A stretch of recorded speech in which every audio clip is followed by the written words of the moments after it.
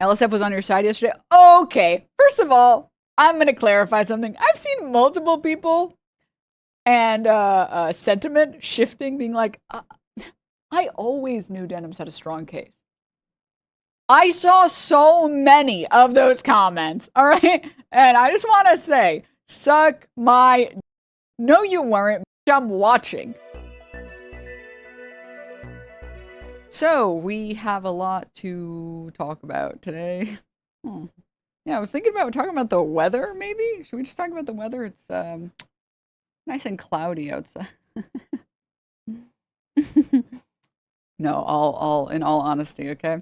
We have many a thing to actually get to for real. Before we talk about anything, I do want to say I really do appreciate all of the support. I made a tweet yesterday, and I've talked about it like over and over and over again, and it just like I don't know, it means a lot. And I don't know how I would have been able to do any fighting if not for any support. And I have tried as hard as I can to be as open as I can about everything case wise. And I've tried to keep you guys informed. And, I just felt like a responsibility that if people are donating and they're donating to see that money go towards this lawsuit, I wanted people to see where it was going as much as I could. And so sometimes it's been slow, and I really appreciate everyone's patience. And I've tried my best to give as many updates as I possibly can. Now, before we go any further, you got to play League to bring you back down from this high. Real. Real. But before we get any further, I do want to say really quickly that this is a tentative ruling, and I'll read the post that I made about it, but the ruling that everyone has seen is a tentative ruling. So basically, tentative rulings are what the judge thinks before hearing. I saw a lot of people that don't seem to understand or know all of the details, so we'll get into that. Sorry about taking yesterday off. I had a lot of stuff to get in order, and then I went to the hearing. Okay, basically just to not waste time. Yeah, so I'll talk about the tentative ruling first, and then I will go from there to reading the actual document, and then I want to talk about some people. So, yes, let's go bit by bit, and then I can try and explain sort of like what the next moves can be. What's crazy is that you have a lawyer who's explaining to you how shit works. Like, these armchair lawyers are so stupid. I will say there is something very funny about the number of like YouTube lawyers that were like, there is literally no chance she loses on all factors. That like there is no judge that would ever for even a moment think this isn't a cut and dry case. It's like every case has a chance to lose, but like no chance. Like, come on, dude. And I think some of them now are like, I actually was saying from the very beginning that she had a really good chance. It's like, no, you weren't. No, you weren't. Why are you lying?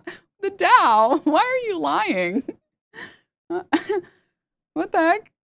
But anywho, let me pull this up, and then let me pull this up. Denim suit era? No, I only have one suit, and I'm not getting more, okay? They call me one suit denims for a reason, all right? You need a purple suit? Dude, true. Let's go, shall we? First and foremost, for anyone who's sort of only in the loop and doesn't know exactly what's happening, about a month or two ago, my legal team filed a motion for judgment on the pleadings, which is basically, it's very similar to a motion to dismiss.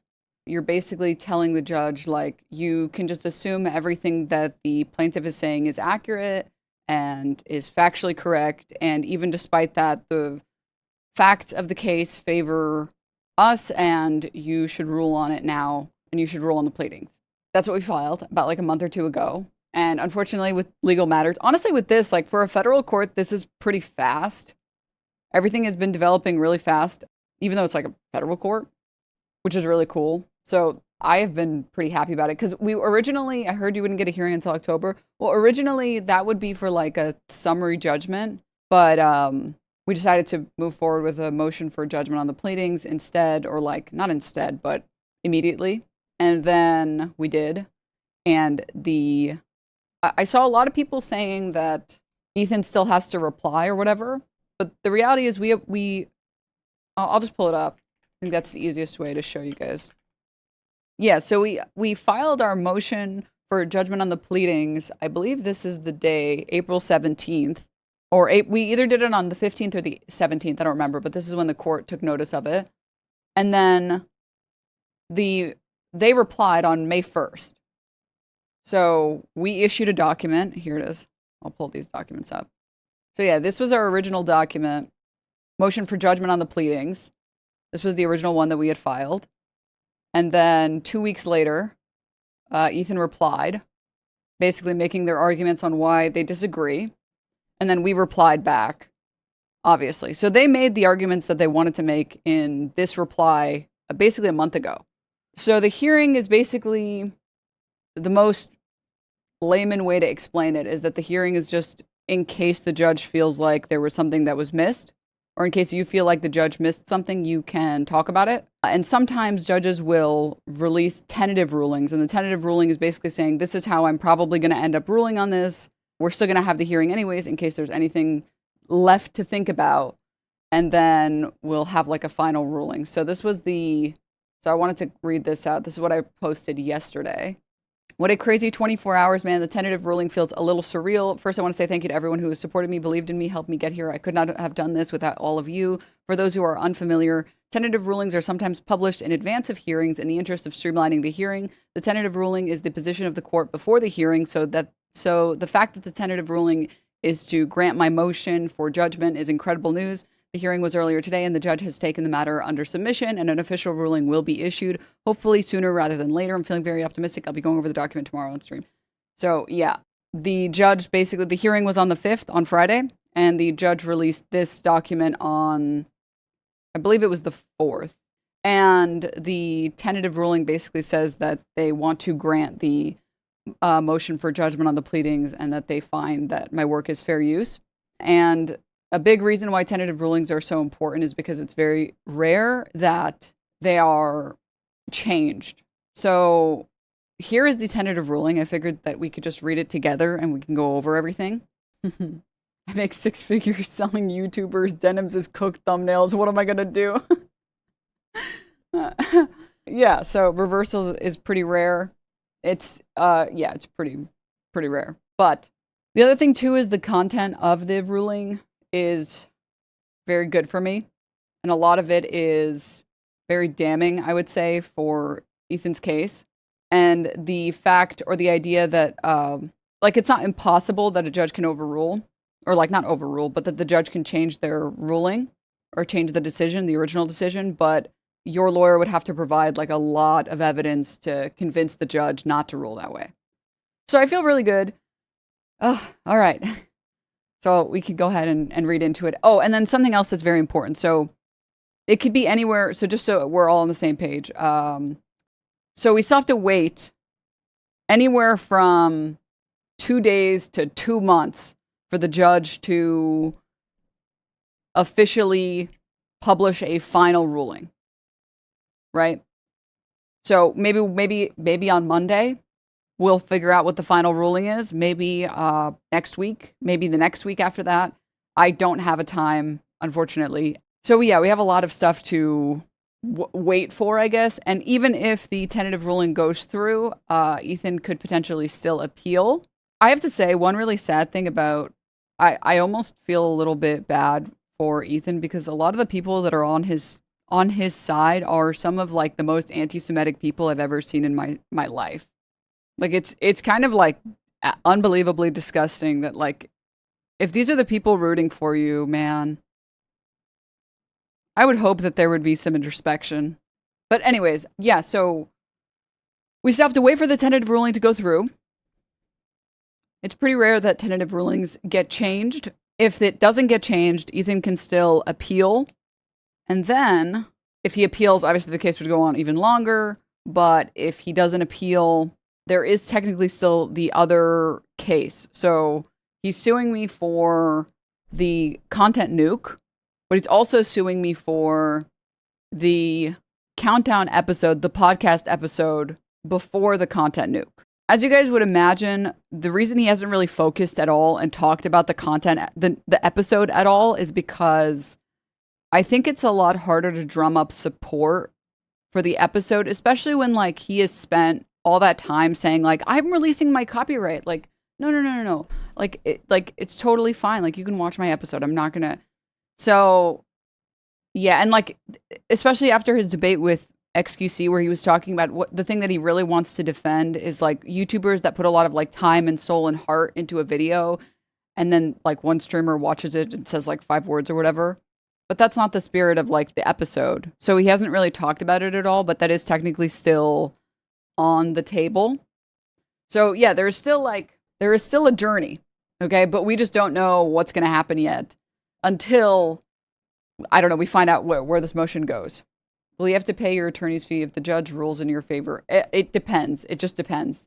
We have to see what happens. And then I just can't, like, there's still so many factors at play because of this other lawsuit or because of the second part of the lawsuit.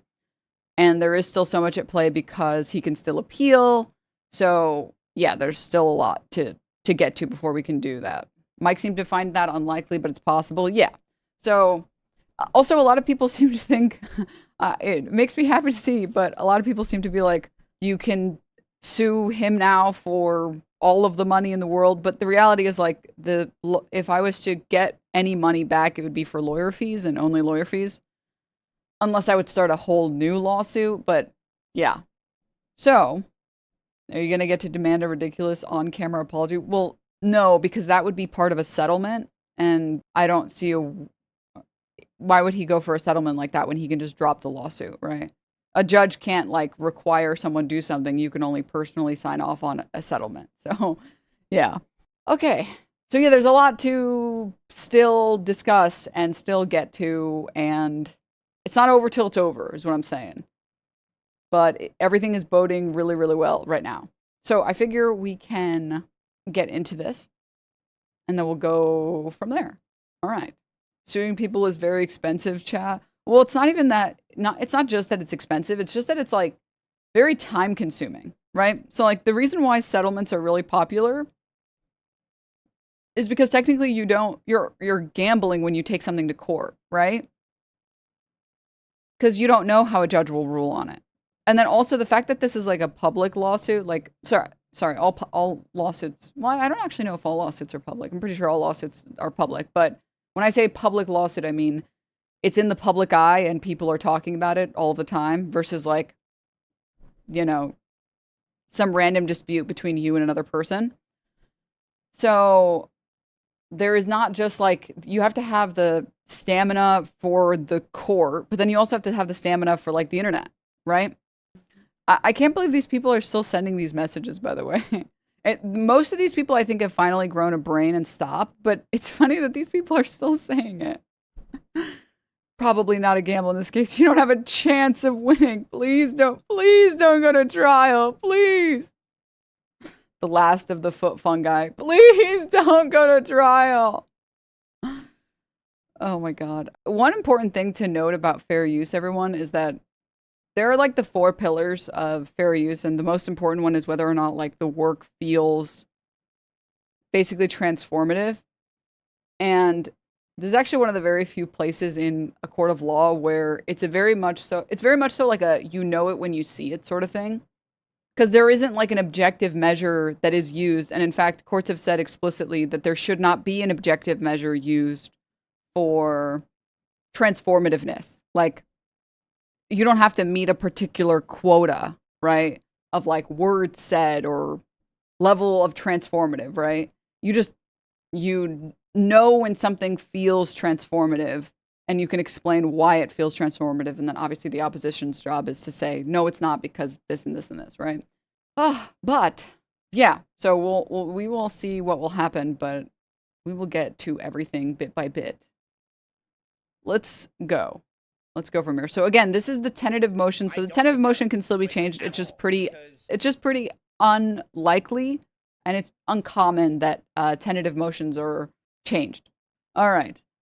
The court is in receipt of the defendant's motion for judgment on the pleadings. The court heard oral arguments on June 5th, 2026. For the reasons explained here, the court grants the motion.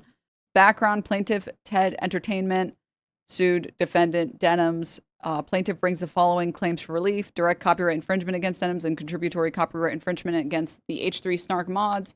So yeah, one important thing also is that there's like, this is kind of like a 3-prong lawsuit where I'm being sued for copyright infringement, or he's alleging copyright infringement of the nuke and of his podcast episode before he released the nuke countdown episode.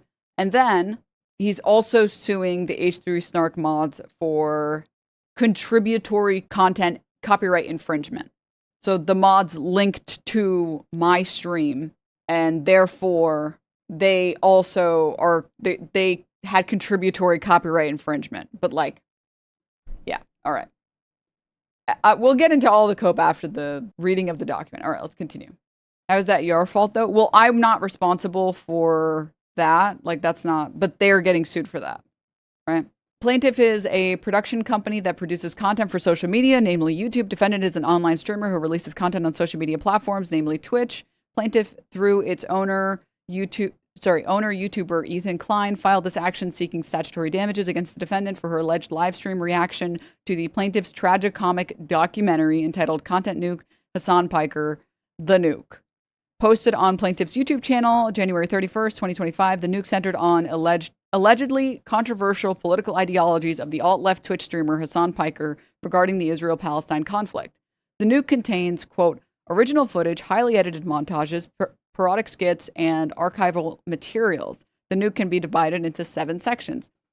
The prologue, the Twitch parody sketch, the Houthi section, the Hezbollah section, the Hamas section, the Twitch section, and the conclusion. It contains original footage, highly edited montages, parodic skits, and archival materials.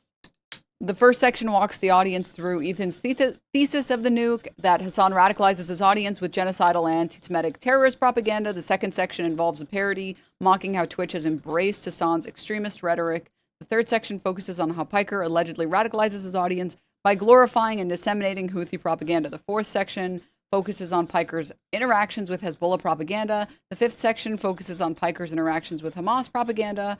And the sixth section explores Twitch's alleged role in enabling Piker to violate Twitch's community guidelines. Hassan personally did this. Dude, I want to take the blazer off, but I feel like it's too much aura. It's not a suit without a blazer. That's what I'm saying. All right. In the final section, Ethan Klein presents the 2 motivations behind the nuke, which are to stop Hassan's infiltration of mainstream media. How did that work out? And to hold Twitch accountable for enabling anti-Semitic and anti-Israel animus on its platform. And again, I have to say, like, is it not obscene that it is the people who I feel like the people that I've run into on the internet who are some of the most anti-Semitic people I have ever seen in my life, those are the people that are on Ethan's side. Like I feel like when people talk about Ethan Klein and they talk about his lawsuits, they say that it's like frivolous lawsuits and he's just targeting people that he thinks are weaker than him, and that's why he's targeting them. And then the people on Ethan's side are like using every they're coming up with new anti-Semitic slurs to be like, yeah, the blank should sue her. It's like, oh my God. What the? Anti-Israel's doing all the heavy lifting in that sentence? Yeah. But moving on. The film aims to expose how Piker radicalizes people online to be anti-Semitic and anti-Israeli. Also, may I just say, like, so many Zoomers today are anti-Israel, or at the very least, anti-funding of Israel's war machine and Israel's genocide. And I promise you, the majority of people are not watching fucking Hassan, all right? His head is too small, and it bothers people. Like, it's not, the idea that Hassan is driving all of these people is just, whatever. Why am I litigating the content? I already did that in the first reaction. Why am I doing it now? All right. Criticizes Twitch as a platform. Plaintiff submitted its application to register the nuke with the United States Copyright Office, which, dude, it was great theater. It really, I think, added to, like, the internet value of or like the content value of that video where he announced he was suing people, to be like, and then I registered the nuke with the United States Copyright Office. It's like, okay. Sorry, I can't resist. transformation goes out the window when prior to the stream you say, hey, watch this so he doesn't get the views revenue. I didn't say that. I said, I will be streaming. And at the end of the video, I said, if you like not watching that shitty video. So not only did I not say that, but I would love for you to look at the 4 pillars of fair use and show me where malice is mentioned. Show me where malice is mentioned. Please, please, please. I do wonder if the cope will continue as the case proceeds even further. I guess we'll just find out. You should transform them from a chatter to a banned chatter. I think they might be just like... The problem is that I think in order to be a Denims hater, you have to be kind of stupid. Because, like, this guy is just... He's not capable of understanding English sentences, right? I don't think you have to be pro-Ethan to be against what you, Rogan, and Casey did. I didn't say that. I said the people, some of the most anti-Semitic people I've ever seen in my life are pro-Ethan. That's a whole new sentence, bitch. That is a whole new sentence. Me. Squares are rectangles. You know, not all rectangles are squares. I didn't say that. I didn't say that. I'll pay the last one. What? Okay. Sure. Oh, so you hate rectangles, huh? Oh, so you fucking hate... She's rectangle phobic. She calls them rectors, guys. All right? Mm-hmm. Mm-hmm. Hard R and everything. Yep. All right, continuing. Where were we? Throughout defendant's live stream, defendant provides commentary pertaining to the criticism of the nuke. Indeed, plaintiff states where the nuke seeks to expose how Piker radicalizes people online to be anti-Semitic and anti-Israeli. Denims attempts to use the nuke for the exact opposite purpose, to radicalize her audience to be anti-Semitic and anti-Israeli, along with defending Hassan. Now, I saw a lot of people with like either who were either being bad faith or stupid, and were like, the judge literally called her anti-Semitic. Do we not see the quotes here? Do we not see the part where the statement says, the plaintiff said, and then quotes?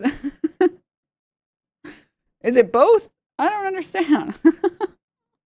Now, the other thing too is I've seen a lot of people also say, oh, so if you disagree with something, it's immediately fair use. No, it's just a part of it's just a piece of the puzzle, right? The fact that I used it for a totally different use suggests that the market would be different. It being transformative is still required. It's just helpful for the purpose of showing that the market was different. All right. During the live stream, the defendant contends that the nuke resembles a high school project or middle school project. I did say that. I did in fact say that.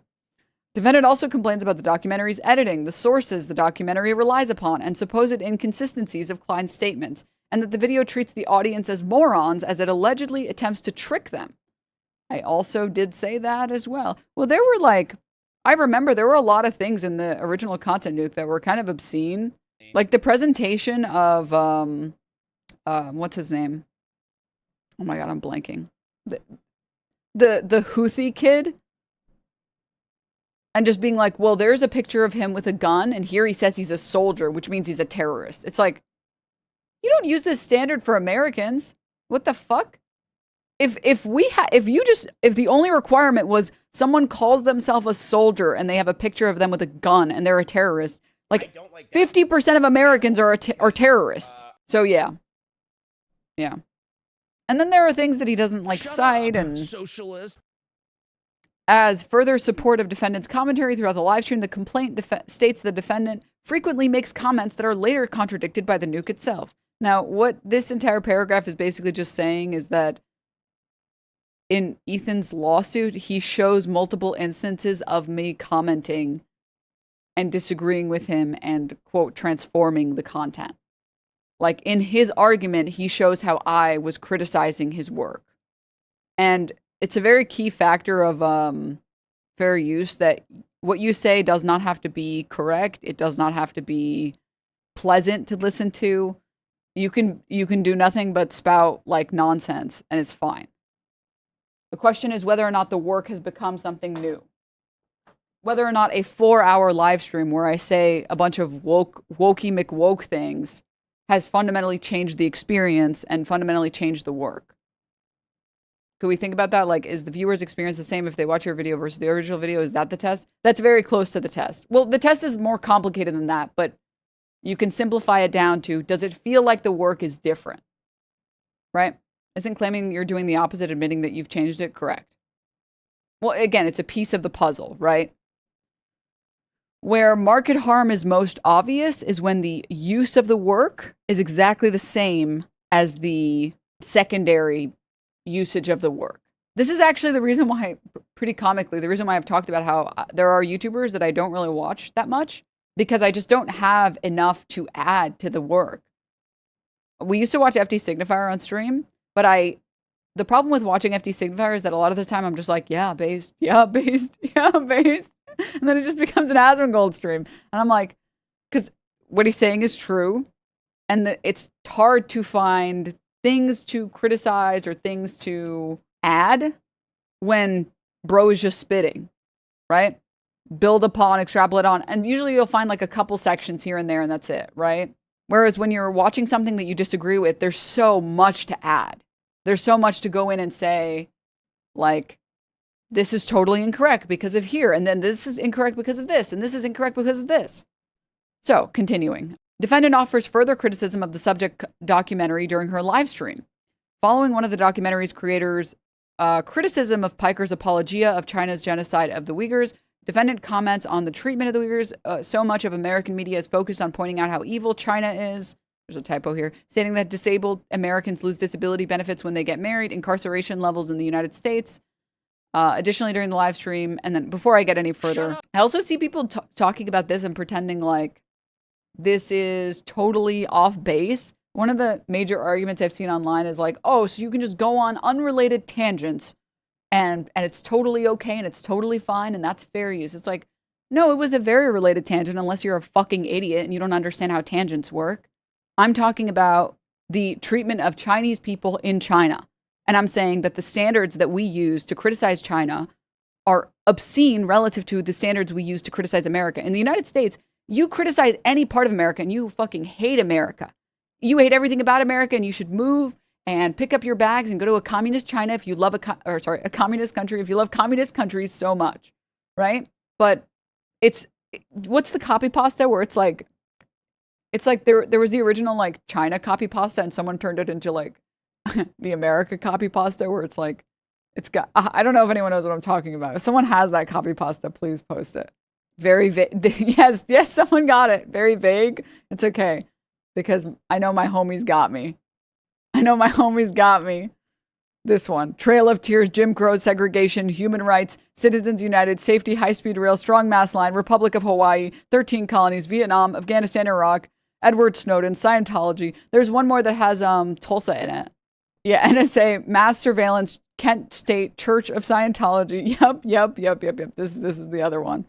The point being that like the purpose of that tangent was to say, isn't it crazy that when it comes to criticizing China, and because there is so much anti-China sentiment and there's so much Red Scare propaganda in the United States, that all you need to do is point at mistreatment of Chinese citizens and immediately just call it a genocide, even though these same exact people have no problem saying, we should just really be careful when we call things a genocide.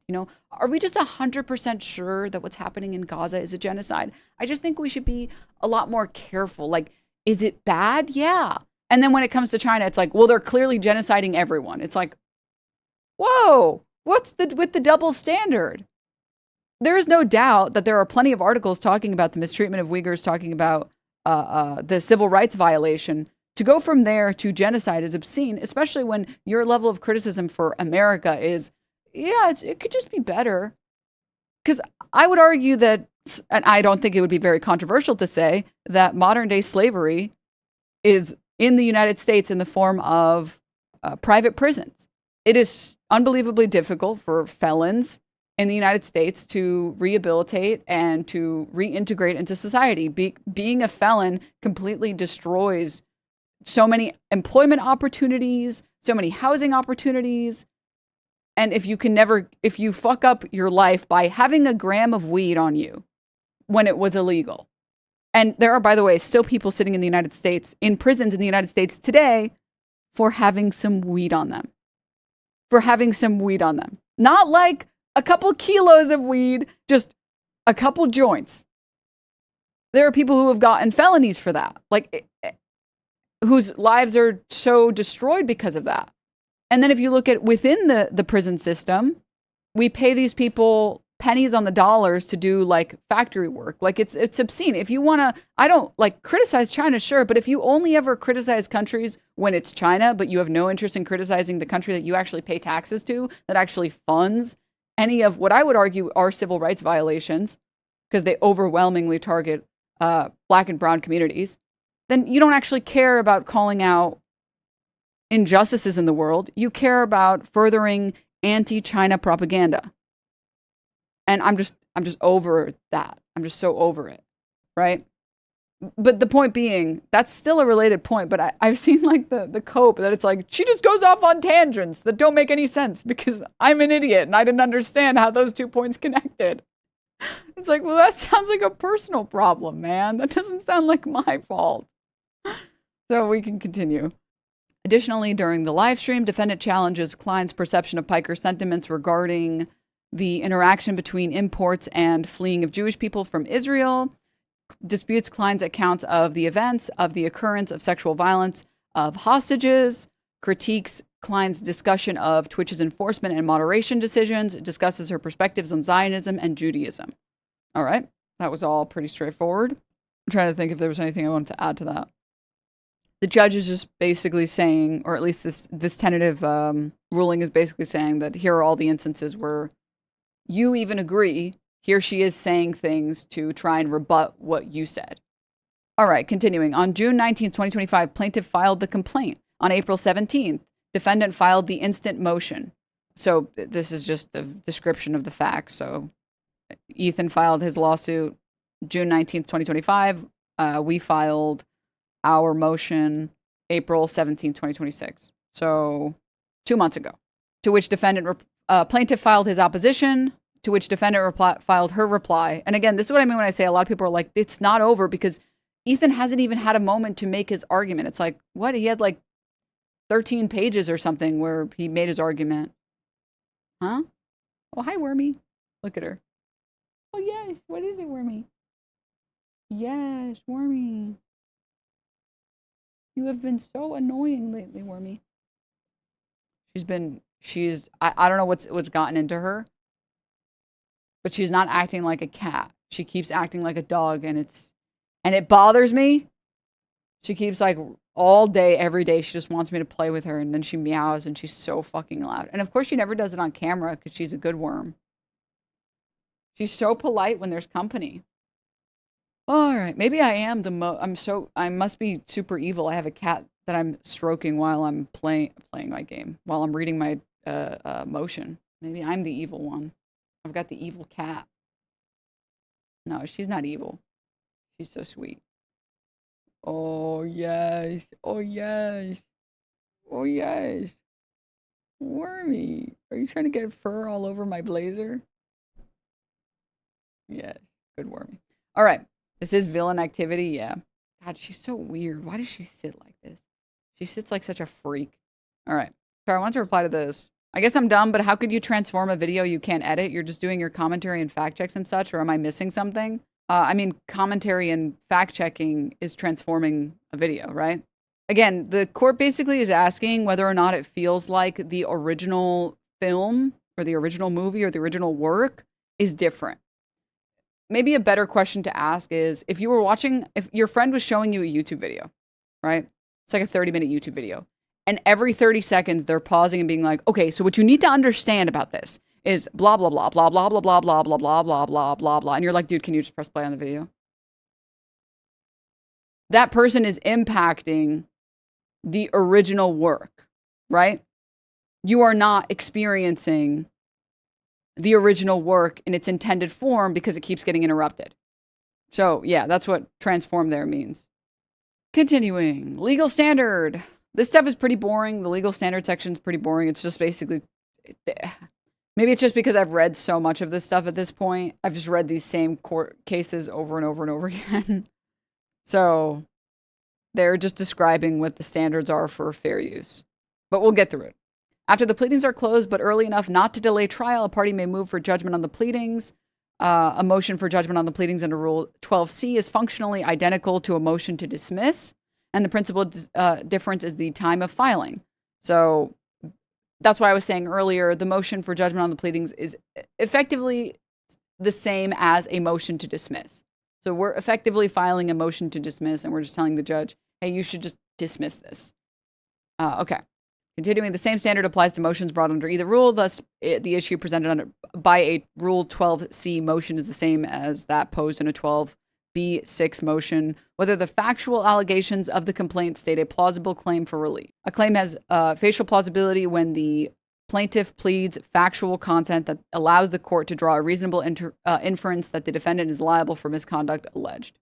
In evaluating a motion for judgment on the pleadings, the court must accept all factual allegations in the complaint as true and construe them in the light most favorable to the non-moving party. So I see a lot of people being like, this is important for one thing, being like, oh, are you going to show the judge like when Ethan said this or when Ethan said that? Well, no, because a judgment on the pleadings means that we are only talking about the factual allegations in the original complaint. To bring up new evidence or like new information, that would have to be, I think it's summary judgment or at trial. But for a judgment on the pleadings, you are only talking about what is in the original complaint. Okay, hope that explains things a little bit. All right, we can skip ahead just a teeny weeny bit. For purposes of the motion, the allegation of the non-moving party must be accepted as true, while allegations of the moving party which have been denied are assumed to be false. Judgment on the pleadings is proper when the moving party clearly establishes on the face of the pleadings that no material issue of fact remains to be resolved, and that is entitled to judgment as a matter of law. So basically, this is like, yes, I do not disagree that I watched the content nuke and that I reacted to the content nuke on, January 31st, 2025. Yes, I agree that here are the areas where I paused. Yes, I agree that this happened here. Yes. You have not said anything I disagree with, and if there is something that I disagree with, we can make those statements, they can accept them as true, and then we can go from there. All right. Analysis. Defendant moves for judgment on the pleadings as to plaintiff's first claim for relief for direct copyright infringement to the nuke as based on the second affirmative. The note here is not that important. I can skim through it a little bit. Yeah, this is basically the gist of what the motion for judgment on the pleadings is. So if everything Ethan said is true, exactly as he said it, nothing Denims said is true, the law still doesn't favor Ethan, basically, effectively.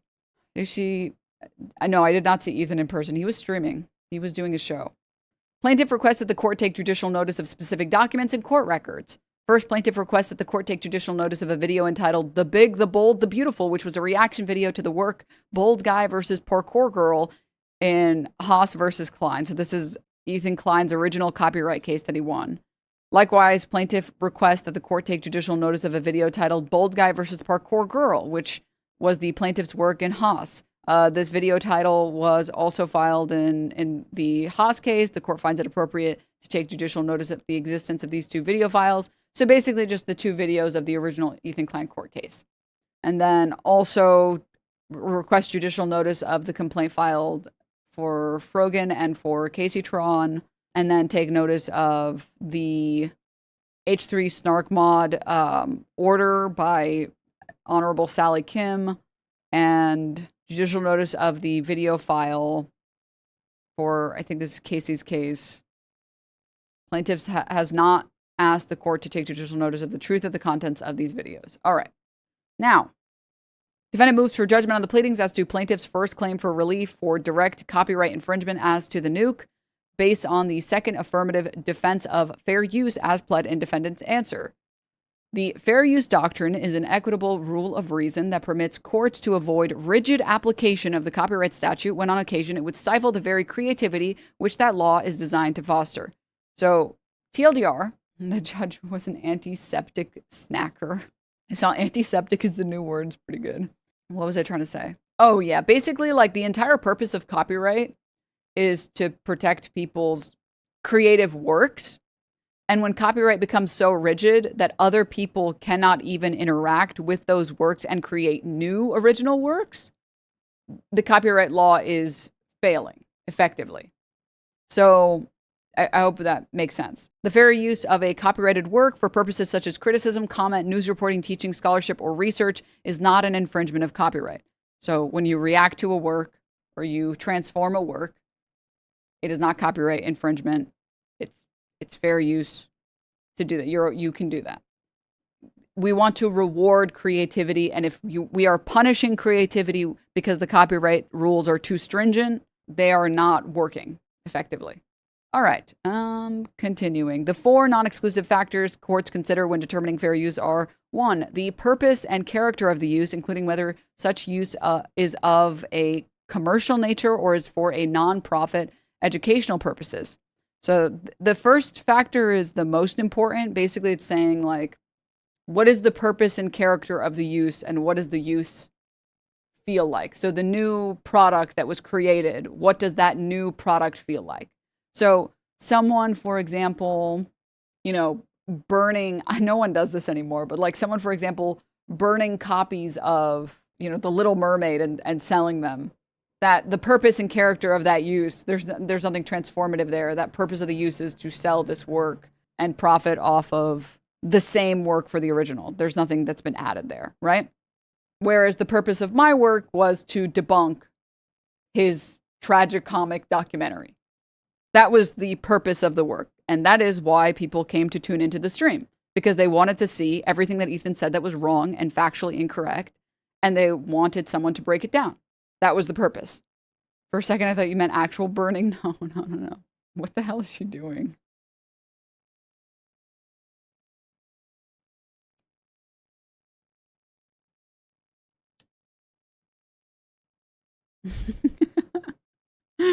All right.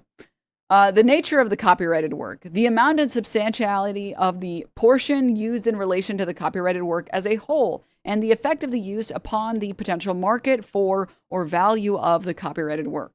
And then Dr. Seuss versus Comic Mix, finding that the 4 factors set general principles, the application of which requires judicial balancing depending on the relevant circumstances. Fair use is a flexible concept, and its application may well vary depending on the context. Basically, that fair use is a sort of a rare instance in the law where it's you know it when you see it. You know whether something is fair use when you see it. You know when you watch a video that has a reaction, you know whether or not that feels like a new product or if it feels like the same product. Is Ethan still the free use king? Well, according to Casey Tron. So the porn argument, yeah. And that there shouldn't be rigid guidelines. All right. Additionally, when the copyrighted work and the alleged infringement are both before the court, capable of examining and comparison, non-infringement can be determined on motion for dismiss. The purpose and character of use, transformative nature. Defendant moves for the judgment on the pleadings in part because of the transformative nature of her use. The first statutory factor examines the purpose and character of the use, including whether such use is of a commercial nature or is for a non-profit educational purpose. This factor is taken on a heightened significance because it influences the lens through which we consider 2 other fair use factors. The central inquiry under the first factor is whether the new work is transformative. The term transformative does not appear in the statute, yet it permeates copyright analysis. Transformative works add something new to an existing work, endowing the first with new expression, meaning, or message.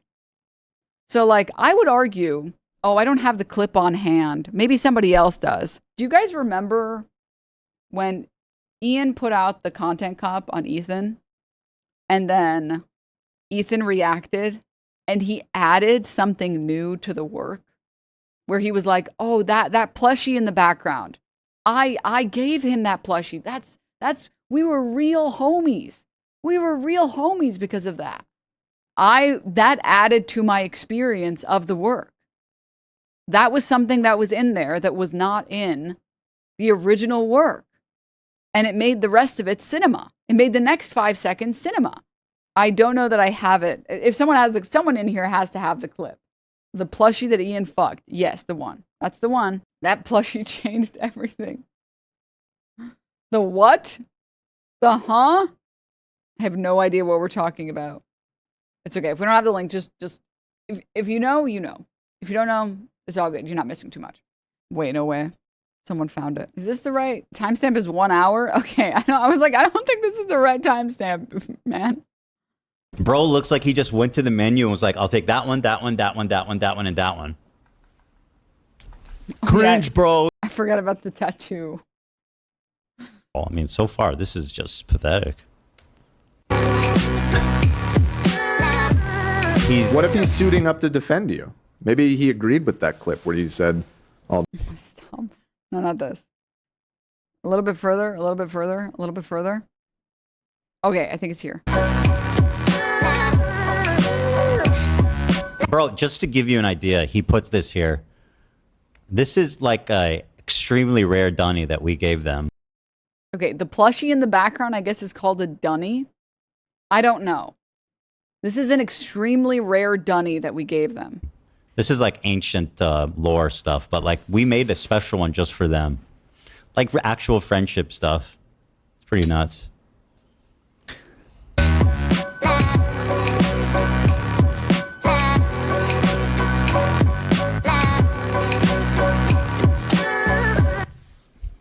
Is this funny?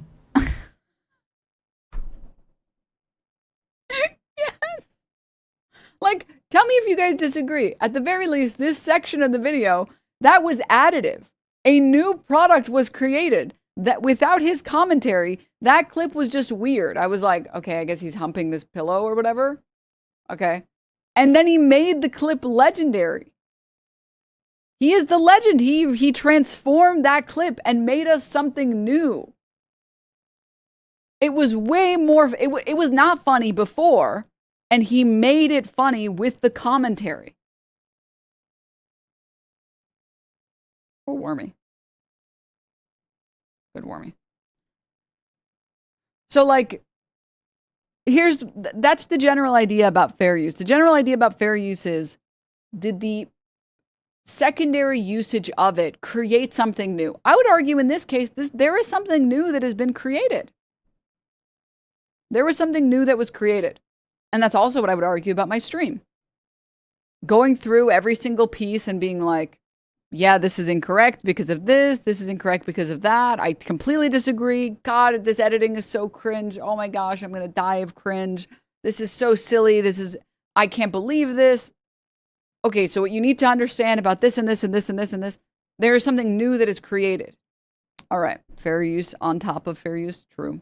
Let's continue. Transformative works add something new to an existing work, endowing the first with new expression, meaning, or message, rather than merely superseding the objects of the original creation. And then we have here, the court in Campbell held that the central purpose of this investigation is to see whether the new work merely supersedes the object of the original creation or instead adds something new with a further purpose or a different character, altering the first with new expression, meaning, or message. It asks, in other words, whether and to what extent the new work is transformative. In contrast, commentary that has no critical bearing on the substance or style of the original composition, which the alleged infringer merely uses to get attention or to avoid the drudgery of working up something fresh, the claim to fairness in borrowing from another's work diminishes accordingly. So basically, in the case of the content nuke, am I pulling up articles? Am I attempting to debunk the work? Am I attempting to have some factual basis for the statements that I'm making? Am I talking about how my day went? Like, do I pause and I say, so then I got my nails done, and then I petted Wormy, and then I went for a walk? Or do I pause it and say, this script is so awful. How is anyone falling for this fucking garbage? Okay, first of all, Ethan has said since day one, this and this. And Hassan has said since day one, this and this and this. Does the secondary use have some relation to the primary work? Which I would argue, yes. Yes, it does. I think that there was probably only like one tangent where I was talking about something totally irrelevant. The court deems defendant's use as transformative. Throughout the live stream, defendant provides commentary pertaining to criticism of the nuke. Defendant contends that the nuke resembles a high school video project or a middle school project. During the subject live stream, defendant complains about the documentary's editing and that the video treats the audience as morons and is attempting to trick them. The complaint further states that she frequently makes comments that are later contradicted by the nuke itself. Why are you looking at me? Okay. Why did she just start looking at me?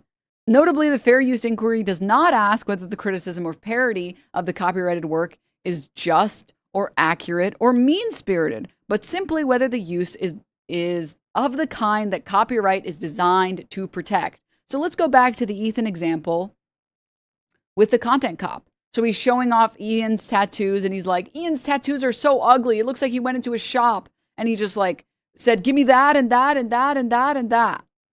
Okay, I think he's incorrect. I actually really like Ian and Anissa's tattoos. I think the style is really good. I think they've held up really well. I think the colors are really nice. I think the lines are really sharp. He could be wrong about that. He could be wrong about his opinions on whether or not the tattoos are ugly. His comments are mean-spirited. They are meant only to criticize and mock how Ian looks. And that would still not make it not fair use. You can have comments that are mean. It's about, again, whether or not it's related to the original work in some meaningful way. W on the tentative win. How does the second claim work? It's still all really up in the air because, again, we just have to see how the judge officially rules on this before anything else proceeds. I had like some stuff that I was planning, but again, I can't really move forward with anything until the judge proceeds on a final ruling. But yeah, he can also still technically appeal, and there is still the other case about the episode, the podcast episode. But again, we're still going to see. Because, like, again, the biggest thing about lawsuits, especially for someone with money, so for Ethan, it's about the mental drain with a lawsuit. Because it is a lot of time and effort that goes into that. And, like, you're always, when you're starting a lawsuit, you're always gambling that you might lose. And that's a risky gamble. That's why a lot of courts or like a lot of cases end in settlement. It's because a settlement isn't a gamble. No one is gambling. A settlement is, hey, neither of us want to lose. So what if both of us make out some type of agreement that works out for both of us? Right? What if we both make out? Stop. All right. Let's continue. And then they quote, or they cite Weinberg versus Dirty World, finding fair use where copyrighted image of a model was posted on a website with comments underneath, including, every time I saw her, I thought she's super ugly and awkward looking. I wonder how the model could get married to that rich guy and be a model. This is a totally different case that they're citing and just saying negative comments are within the realm of fair use. A comment being negative does not preclude it from being fair use commentary. Defendant offers other criticism on the subject documentary during her live stream, following one of the documentary creators' criticism of Piker's apologia of China's genocide of the Uyghurs. Defendant comments on the treatment of Uyghurs. So much of American media is focused on pointing out how evil China is, stating that disabled Americans lose benefits when they get married, incarceration levels in the United States. Additionally, during the live stream, the defendant challenges Klein's perception of Piker's sentiments regarding the interaction between imports and the fleeing of Jewish people from Israel. Disputes Klein's accounts of the events of sexual violence of hostages, which now that we have actually all of the reporting that shows that there was no systemic use of sexual violence on October 7th, I feel like my point stands pretty clearly. Okay, continuing. Critiques Klein's discussion of Twitch's enforcement and moderation decision. Well, again, he keeps insisting that like Twitch is like this left-wing anti-Semitic platform, and that's why they're not banning Hassan. But it's like, dude, I literally saw a clip the other day of Asmongold saying, yeah, base, to someone else making comments about black people being inferior. And I'm not joking. Like, Twitch has we care about the top earners on our platform. That's the problem that Twitch has. Twitch has our biggest streamers get a lot more of a lax treatment about bans. That also includes Hassan and every other large creator. Wormy. Okay, she freed me. Oh, my leg. Oh, my leg. All right. Ooh. He also went on a pro-eugenics rant about people with Down syndrome. Like, if Twitch's policy was, we're going to enforce the rules perfectly, there are so many creators that would be banned or would have been banned at this point. The reality is Twitch their enforcement is much more stringent when you're a smaller creator and way more lax when you're a larger creator. Copium. You support a pedophile dog abuser. I'm not supporting pedotroll. That's you. Getting a small win, omegalol, is needed for your mental health. Copium. That's incredible, Cope. That is amazing, Cope. You know what? Just don't overdose, man. Just don't overdose, all right? Just don't OD. Is this sarcasm? What? Is this chatter being sarcastic? Again, what Israel is doing is not a genocide? Oh, okay. I think I understand. I understand. They're saying, okay. I was like, you've been around for a while. Like, I'm scared. They're saying, how can you say what's happening in China is a genocide, but then you have the audacity to say, what Israel's doing is not a genocide, though? Okay. Ooh, you stressed me out, chatter. Sorry to pull you up. I was like, but you're a good chatter. You're a good chatter.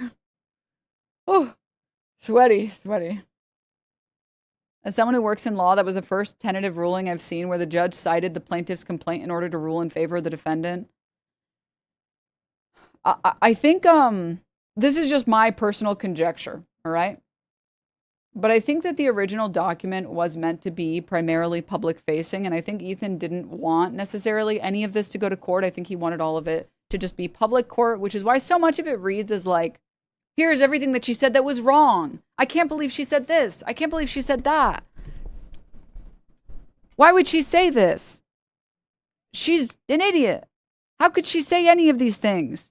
That and a combination of like potentially, well, it's a 70-page document, so finding a lawyer that will read it and debunk it and argue it will be really time consuming and expensive. This is, again, like I said, this is just conjecture on my part. This is just my opinion. But I do think that he didn't maybe anticipate the fact that him pointing out all of the times that I push back against him, quote, incorrectly, doesn't help his case of copyright infringement because because the fair use doesn't need to be, you don't actually need to say anything that's correct for it to still be fair use. Like, look at literally every single anti-SJW channel. Everything that they say is an anti-woke channel. Everything that those people more Pegasus slop. The majority of those videos are all just slop. Like, what he's saying isn't even true. It's literally not true. Now, it might be so not true that it's defamation, but it's definitely not copyright infringement. At the very least, it's definitely fair use. Like, it is adding something. It's adding a bunch of garbage, but it's adding something. Wait, don't ban this chatter. Hold up. There's so few of them because they're struggling to find the copium jar. There's so few copium jars out there. There's only a couple of these people nowadays. Look at this. Your boy went on stream feeling lonely and wanting to end it. Huh? I don't even know who my boy is in this case. I don't have boys. I have ladies. Ladies, nuts on your chin. Sorry. I had to. The alley-oop, dude, it was too good. Why did Hamas puker go to Germany? That has age 14 consent law to sleep with trafficked minors. Why do you dodge? Easy to answer questions. You mean the brothel that had a $250,000 payout from the state because they had no trafficked minors? You mean that one? The one that lost their... the state literally lost the claim. Anything else? It's a simple question. On top of that, why do you have sexual fantasies about Epstein? This is just projection on your part. I'm sorry that you spend all day, all night thinking about him. That's projection on your part. Thank you for telling us all that you have sexual fantasies about C. Samstony, I guess. I don't understand why you're... You know, if you pretend to be a Discord e-kitten, I'm sure he'd hit you up, man. Look at how, by the way, why do you dodge easy to answer questions? Why did you just dodge an easy to answer question? Why won't you talk about the fact that brothel literally won their case against the state and paid out $250,000? Anything else? No other arguments? Nothing to say? Okay, I guess there's nothing to say. I guess he's just like pissing his pants now. Oh, brother, you need to get a life, man. You need to get a life. You gotta. Bro went nonverbal. This edible ain't shit. Me 5 minutes later. Uh-oh.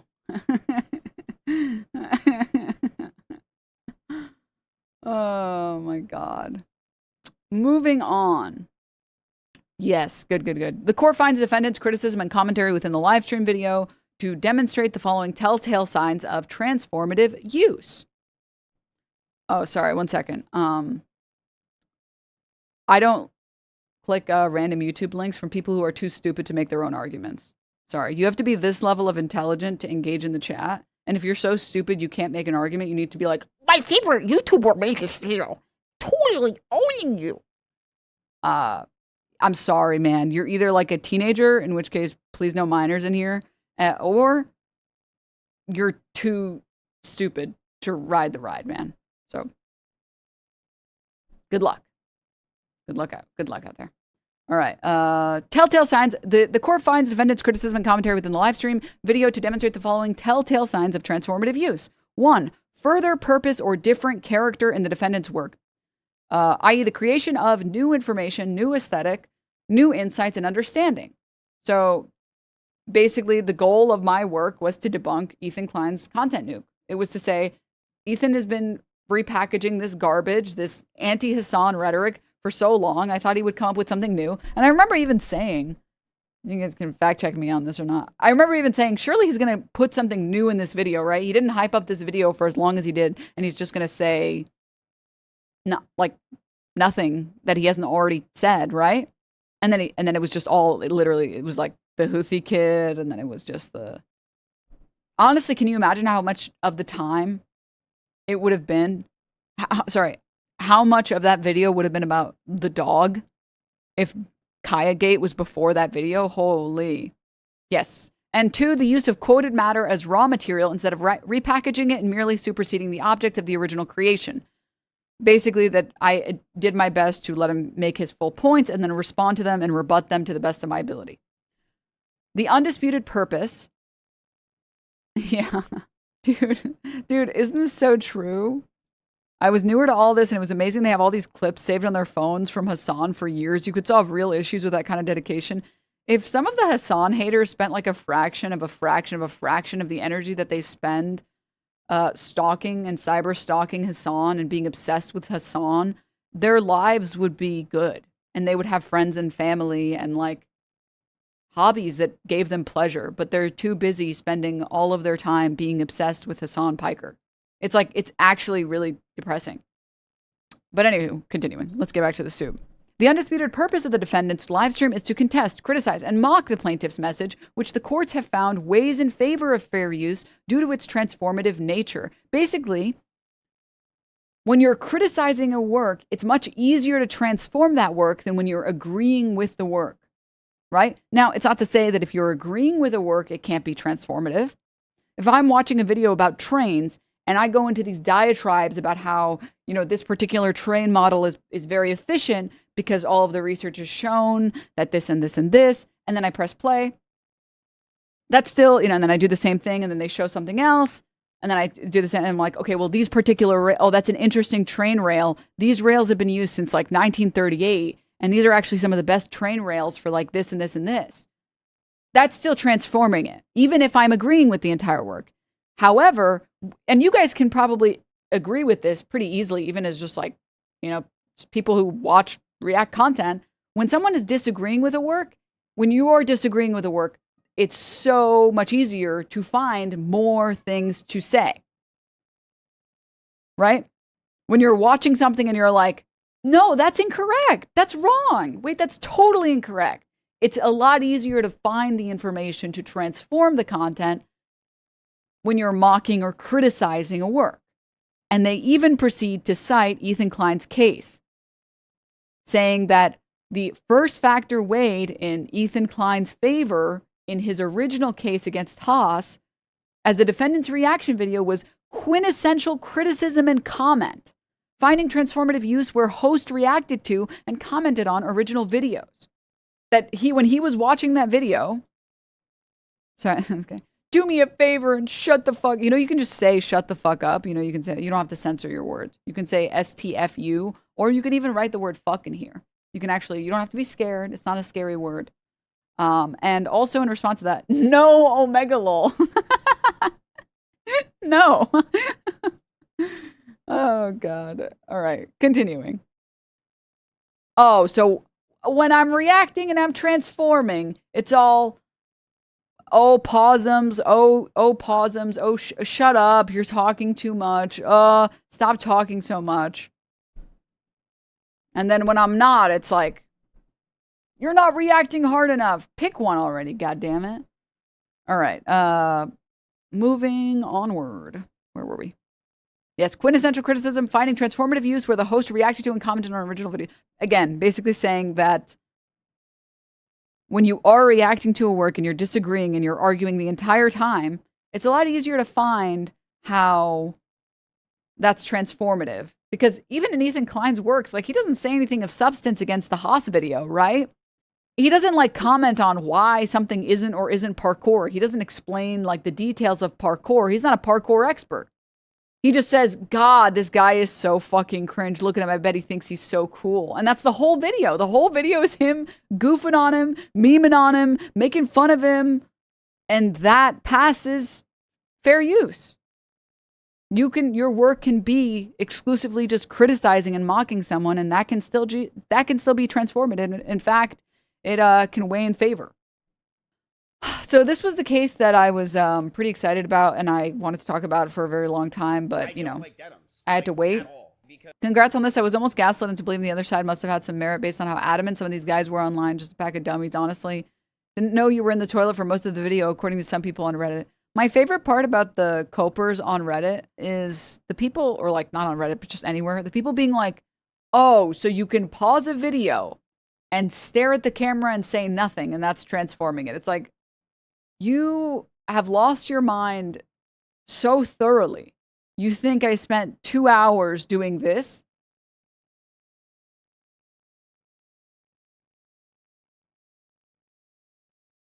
Like,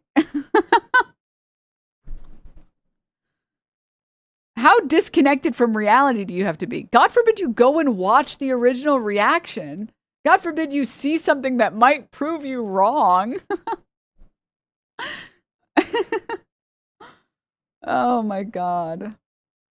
I was thinking about like going in and doing like getting a transcript and seeing how many words I said, but then I realized the goalpost would just shift to like, well, how many of those words were relevant? So this really is you can only have that opinion if you're so stupid and lazy that you don't want to go and watch the original video. That's the only way you can have that opinion.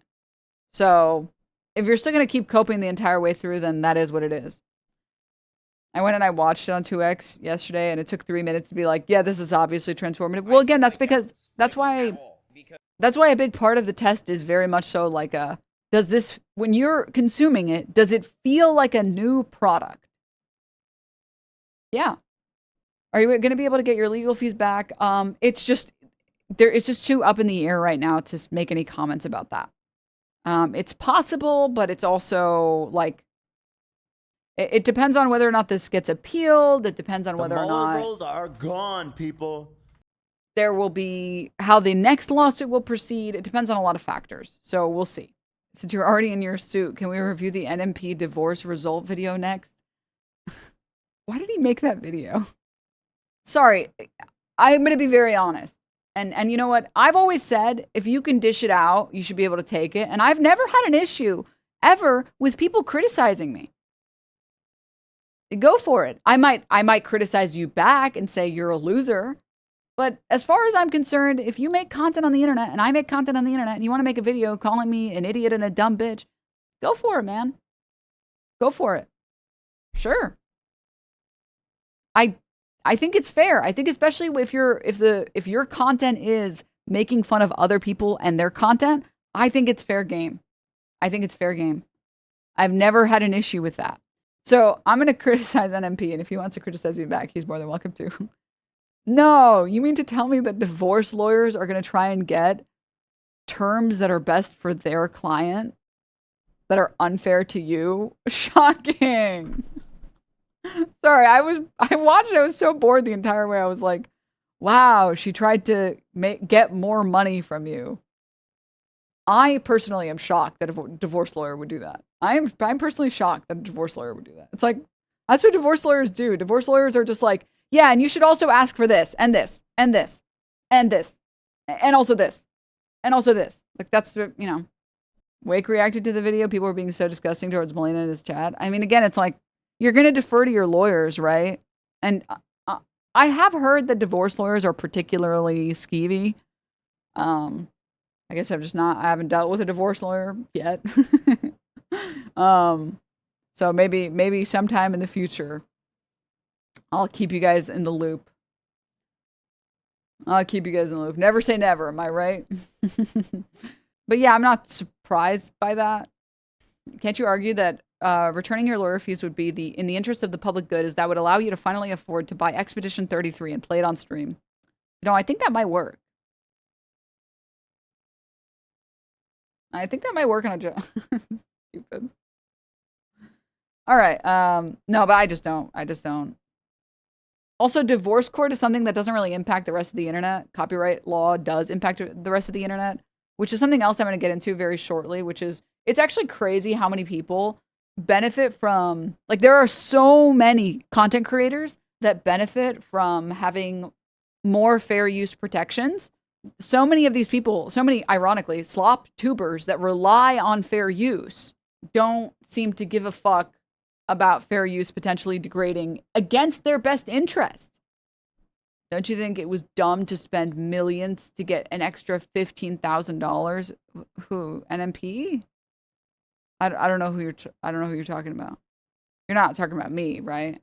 That would be silly, right? It has to be about Melina.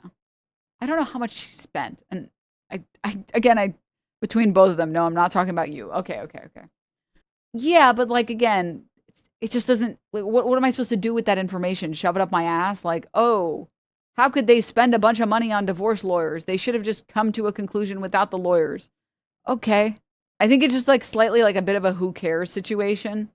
Like, I could say the same thing. I don't know. Anyways, they were married. Yeah. Well, I think she's originally from some European country. I don't know which one. Norway, I think.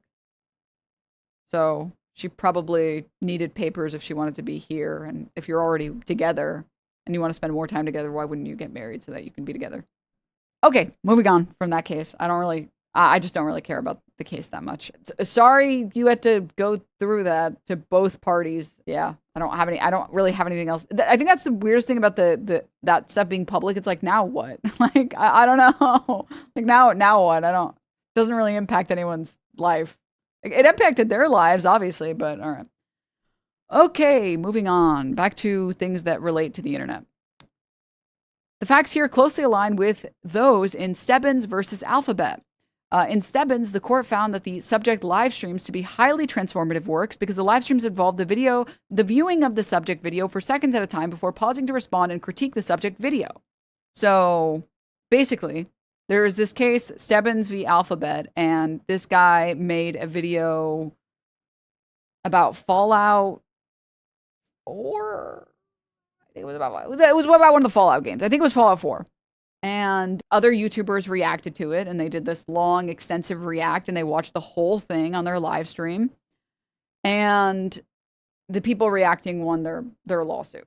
And we obviously cited it because it's relevant work. Because it's one of the few cases that have been litigated in court about a live streamer using a video and reacting. And they found that basically using the entire work did not hurt their case because they transformed it. All right. The subject video created by the plaintiff provided by the plaintiff's analysis and opinion regarding a video game. The live streams, however, provided commentary on the subject video as well as several additional hours regarding other videos produced by the plaintiffs and his comments thereon. The relevant live stream in Stebbins paused and commented on the plaintiff's retrospective. The video is called, I think, retrospective, with the purpose of reviewing or mocking the video. The criticism is at the heart of the fair use doctrine, and it would lose meaning without the reproduction of the plaintiff's video. Basically, if you're reacting to a video, you're live streaming your react to a video. You can't just not show the video, right? The video is important for the commentary. So if I start going on a tangent and talking about how, like, you know, people don't levy this type of criticism towards the United States, they only ever levy it towards, you know, our political enemies. If I didn't show the original clip, or if I didn't show the original stream, or I didn't show the original documentary or tragicomic documentary or whatever, it would be like, why are you saying this? Watching the original content, playing the original content is important for reacting to the original content, right? And yeah, you can, like, I don't know, maybe provide a full transcript of the video and then react to the transcript of the video. But unfortunately, then you lose some of the tone that was there in the original video, right? So if he says a comment like, I love Hassan Piker, and it's very clearly sarcastic, and you're only reading the transcript, maybe you're not getting the full meaning of the original video. And then, of course, there's the fact that, and you guys know this, although I don't know how much of this can be used as an actual legal argument, when you're debunking a work that's supposed to destroy someone's credibility, if you skip through parts of it, you're not debunking the work. You're only debunking the part of the work that is easy for you to debunk, and you're a coward, and you don't actually care about committing to debunking this work. You only care about making your side look good, right? My goal is to go through the video fully and explain why everything about it is completely wrong. That there is, yeah, it's like when Ethan skipped the button segment of the content cop. Yeah, and I mean, everybody saw him skip the content cop button part, and they're like, you skipped the most important part. The part where you refuse to have any accountability ever. That was that was arguably the most important part. Like, go back, watch that part, watch it, and actually, like, at the very least, say nothing. At least, like, come face to face with the fact that you have nothing to say, that you have no comment. At least hold up the mirror, right? And I think that that's part of, like, the debunking of a documentary or a movie or a work or whatever he wants to call it, whatever he wants to call the content nuke. You're explaining why, in totality, the video is bad. And you cannot, in totality, explain why the video is wrong and bad unless you go through every single part in as much detail as possible, right? And I think everybody in here knows this. Everybody here understands this. So, yeah, we're just going to continue. With the purpose of reviewing or mocking the video, this criticism is at the heart of fair use doctrine. It would lose meaning without the reproduction of the plaintiff's video.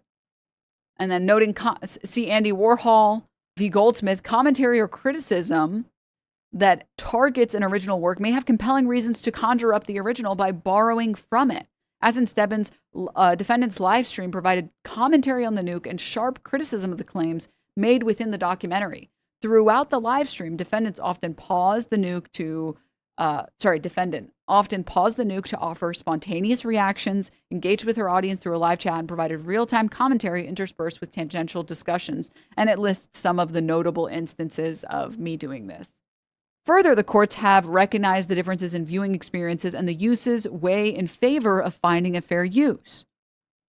Religious Tech versus Netcom, because defendant's use of copyrighted material served a completely different function than that of the plaintiffs, this first factor weighs in defendant's favor. The difference in viewing experiences here is undisputed. Indeed, plaintiff states where the nuke seeks to expose how Piker radicalizes people online to be anti-Semitic and anti-Israeli, Denims attempts to use the nuke for the exact opposite purpose, to radicalize her audience to be anti-Semitic and anti-Israeli along with defending Hassan. And again, I keep seeing, I guess, like, disingenuous liars or stupid people thinking that this is the judge saying, yep, Denims is anti-Semitic. It's like, do you not see the quotes? Do you understand how quoting something works? Do you understand what it means when someone says, plaintiff states, quote? Why are you giving me bombastic side-eye, Wormy? When will Wormy be held accountable? Dude, that's what I've been saying for so long.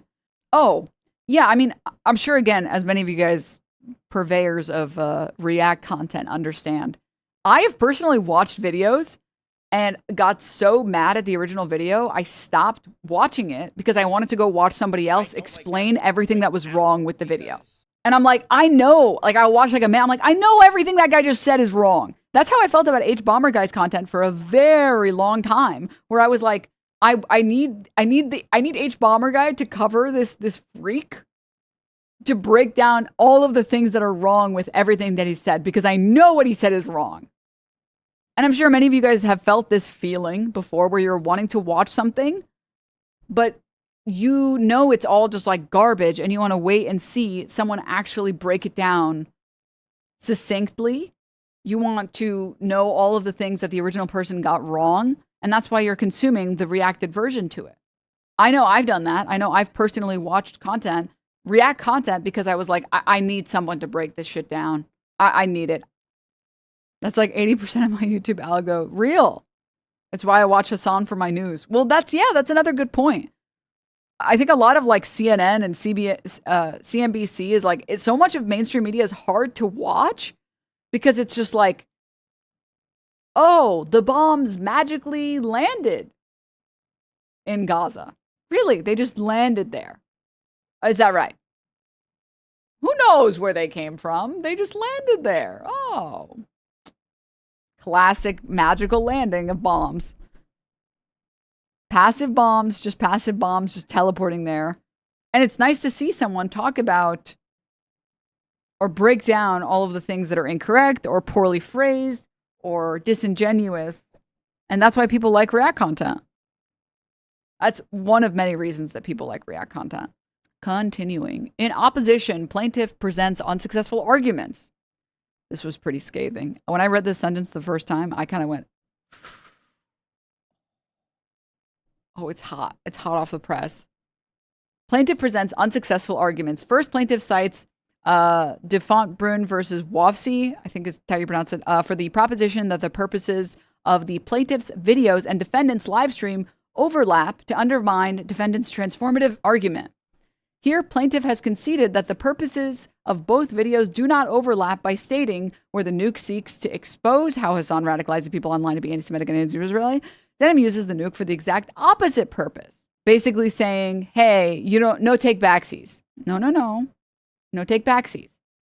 You said she used it for the exact opposite purpose. You don't get to say now. She used it for, it was the same, the purpose was overlapping.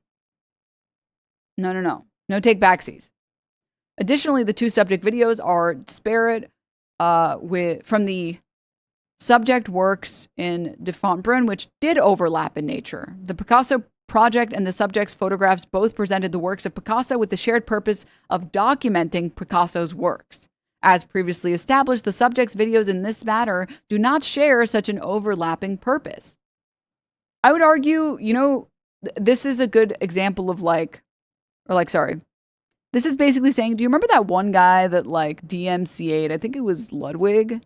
He had like stick figure characters and he put a lot of time into these videos. Yeah, Mike. Do you guys know what I'm talking about? Some shit like Gesundheit? No. Not Kurzgesagt.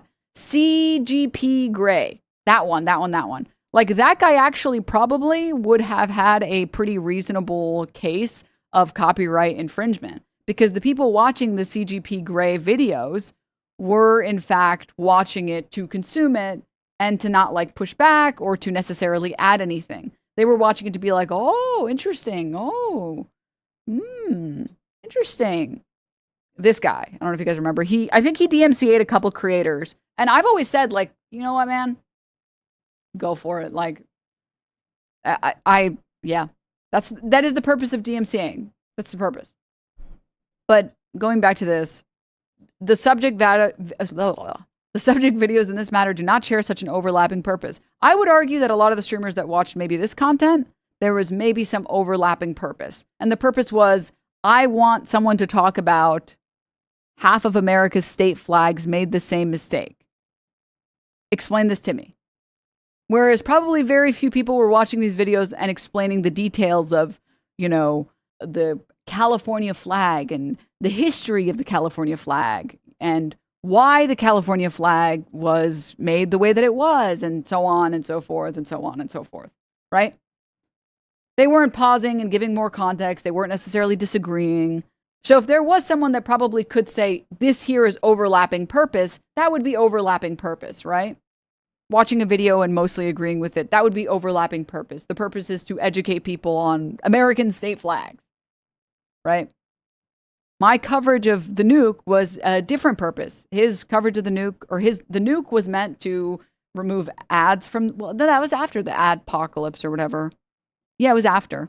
The purpose of his nuke was to say Hassan is evil and bad and he should be banned, and here are all the reasons that Hassan is evil and bad, and Twitch should be held accountable and he should stop being shown on mainstream media.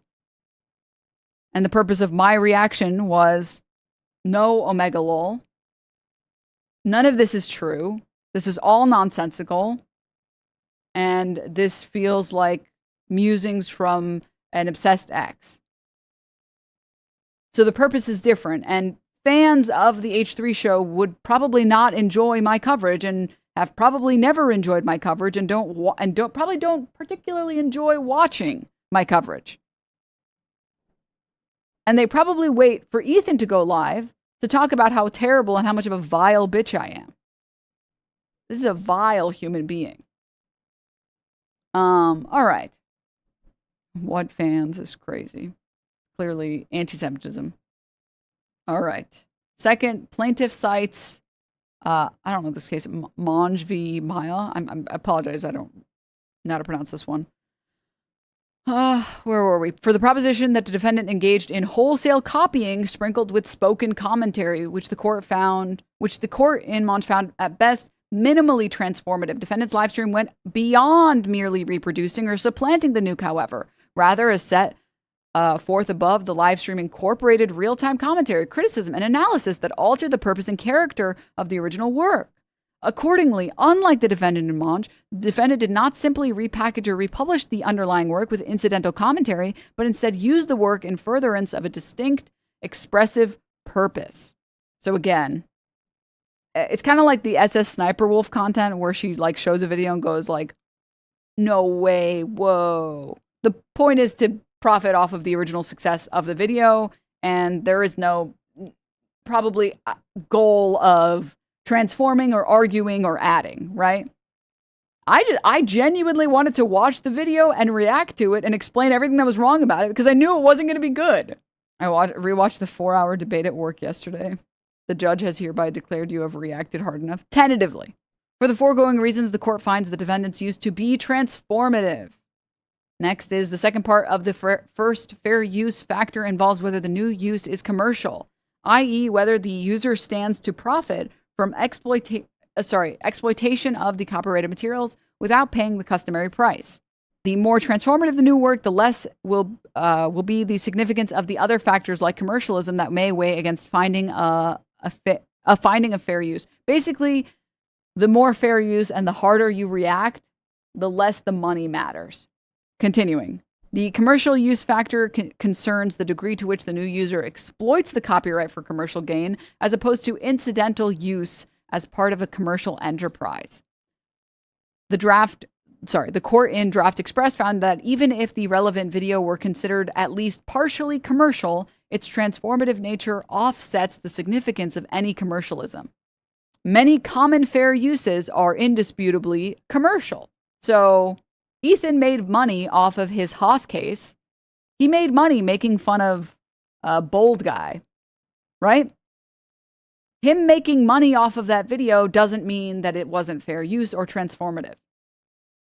In fact, the more transformative the content, the less the money matters. The more the product is something completely new, the less the money that matters. The less that the money matters. Here, defendant contends that her use was not sufficiently commercial to outweigh the transformative. As defendant is a live streamer, she's eligible to receive subscriptions, donations, and advertising revenue during her Twitch broadcast, regardless of the content nature of her use. There is no doubt there was a commercial use of the subject work, but the court finds distinguishable defendant's use from the intentional exploitation of copyrighted works for monetary gain that preclude a finding of fair use. See generally Wall Data Inc. versus LA County Sheriff's Department. A commercial use is demonstrated by showing that repeated and exploitative unauthorized copies of copyrighted works were made to save the expense of purchasing authorized copies. So like watching like a maybe an anime react so you don't pay for Crunchyroll as an idea. Continuing. Although Whistle's social media presence may serve to promote its business, and indirectly boost revenue, the commercial use factor concerns the degree to which the new user exploits the copyright for commercial gain, as opposed to incidental use as part of a commercial enterprise. Defendants' transformation of the original work heavily outweighs the commercial nature of the use. Because if the defendant's use of the clip is transformative, the fact that Jersey Boys is a commercial production is of little significance. What is it, Wormy? Why'd she put her paw on me? What are you trying to tell me? Oh, okay. Is this what you wanted? Is this what you wanted, Wormy? Some pets? I have no idea if this is what she wants. All right.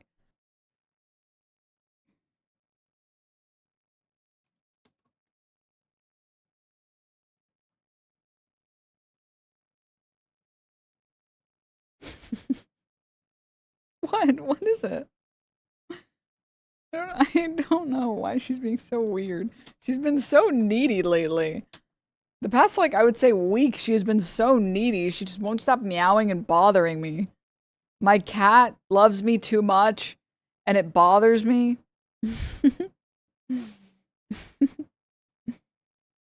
All right, sorry, I apologize.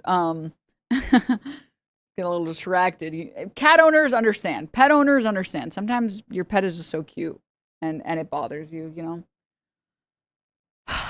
Let's continue. Finding that a work's commercial qualities become less important where use is highly transformative. So again, just like the more you transform a work, the less important it is, the less the commercial use of the work matters. What matters is whether or not you are transforming, right? Accordingly, under the analysis of the first factor, the court finds defendant's use weighs in favor of fair use. Nature of the copyrighted work. Defendant avers that the documentary and informational nature of the nuke favors fair use. The second statutory factor recognizes that the nature of the copyrighted work. This factor recognizes that creative works are closer to the core of the intended copyright protection than informational and functional works, with the consequence that fair use is more difficult to establish when the former works are copied. So the second factor is basically just talking about, or like the nature of the copyrighted work, it's just talking about what are you making. So what is the content nuke, right?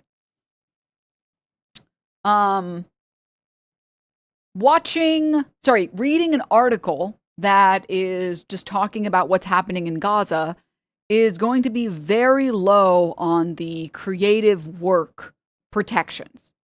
It's a description of the events that occurred. And yes, there might have been some creative liberties taken in the writing up of that work, but it's not a very creative piece. Versus, I don't know, like Has Been Hotel or something. Or like, let's pick something on YouTube that's free so it's a little bit more analogous. Like Digital Circus. The Amazing Digital Circus. That is a very exclusively creative work. So reacting to something like that, the standard is higher, or like the transformativeness, the requirement for transforming is higher because of how because of how creative it is. When a work is very factual, very dry, and there are very few creative protections there, there's less to consider. When something is very creative, it has a lot more protections, which is pretty fair. If you write an original work, you write a book about, like, what is it in Pluribus?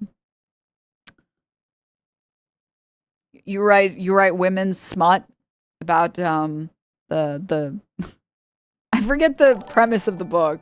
Little Bear, thank you so much for the raid. Welcome.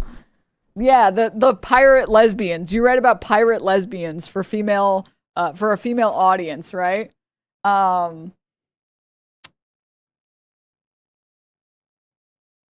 That's a pretty creative work.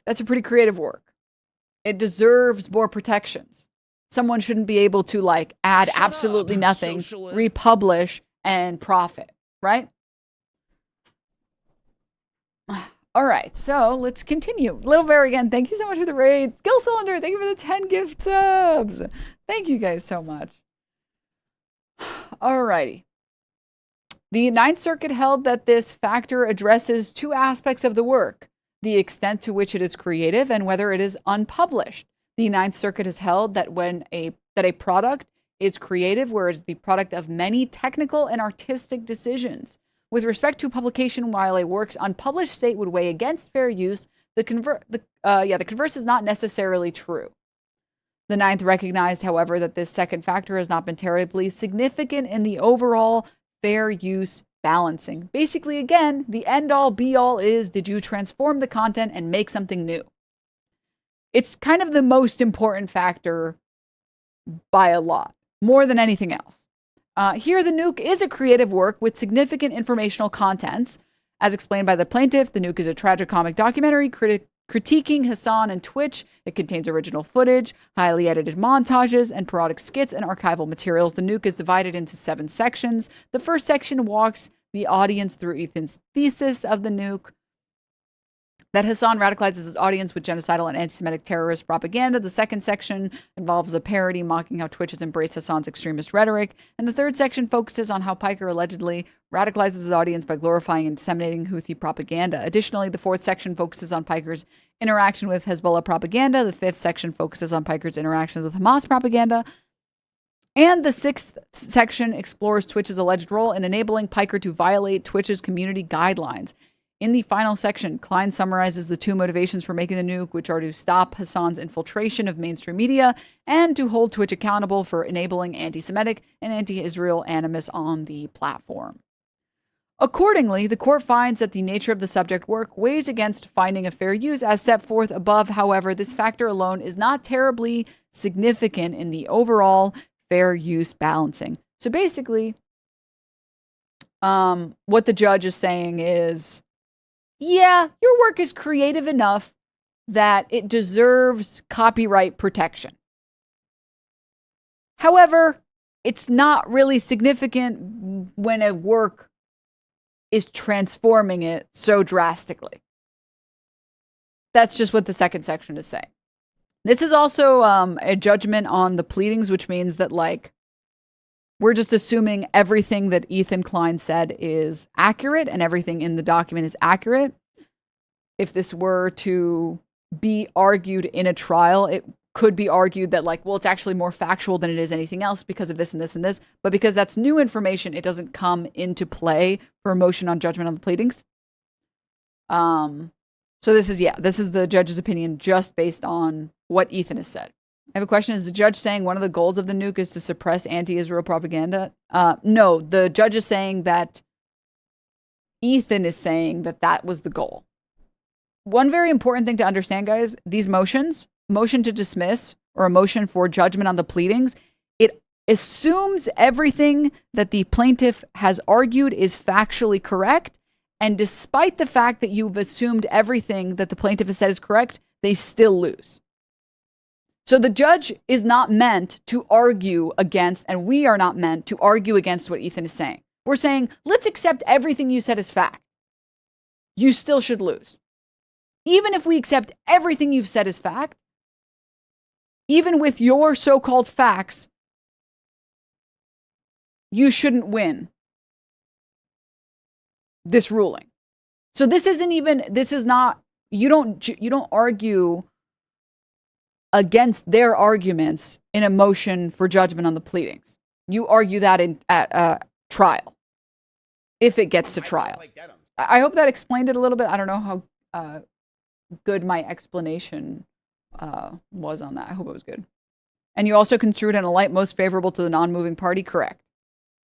Continuing. The amount and substantiality of the portion in relation to the copyrighted work as a whole. The third statutory factor asks whether the amount and substantiality of the portion used in relation to the copyrighted work as a whole favors fair use. The third factor looks at the quantitative amount and qualitative value of the original work used in relation to the justification for that use. So basically, how much did you use and was it valid to have used that much of the work? See Haas.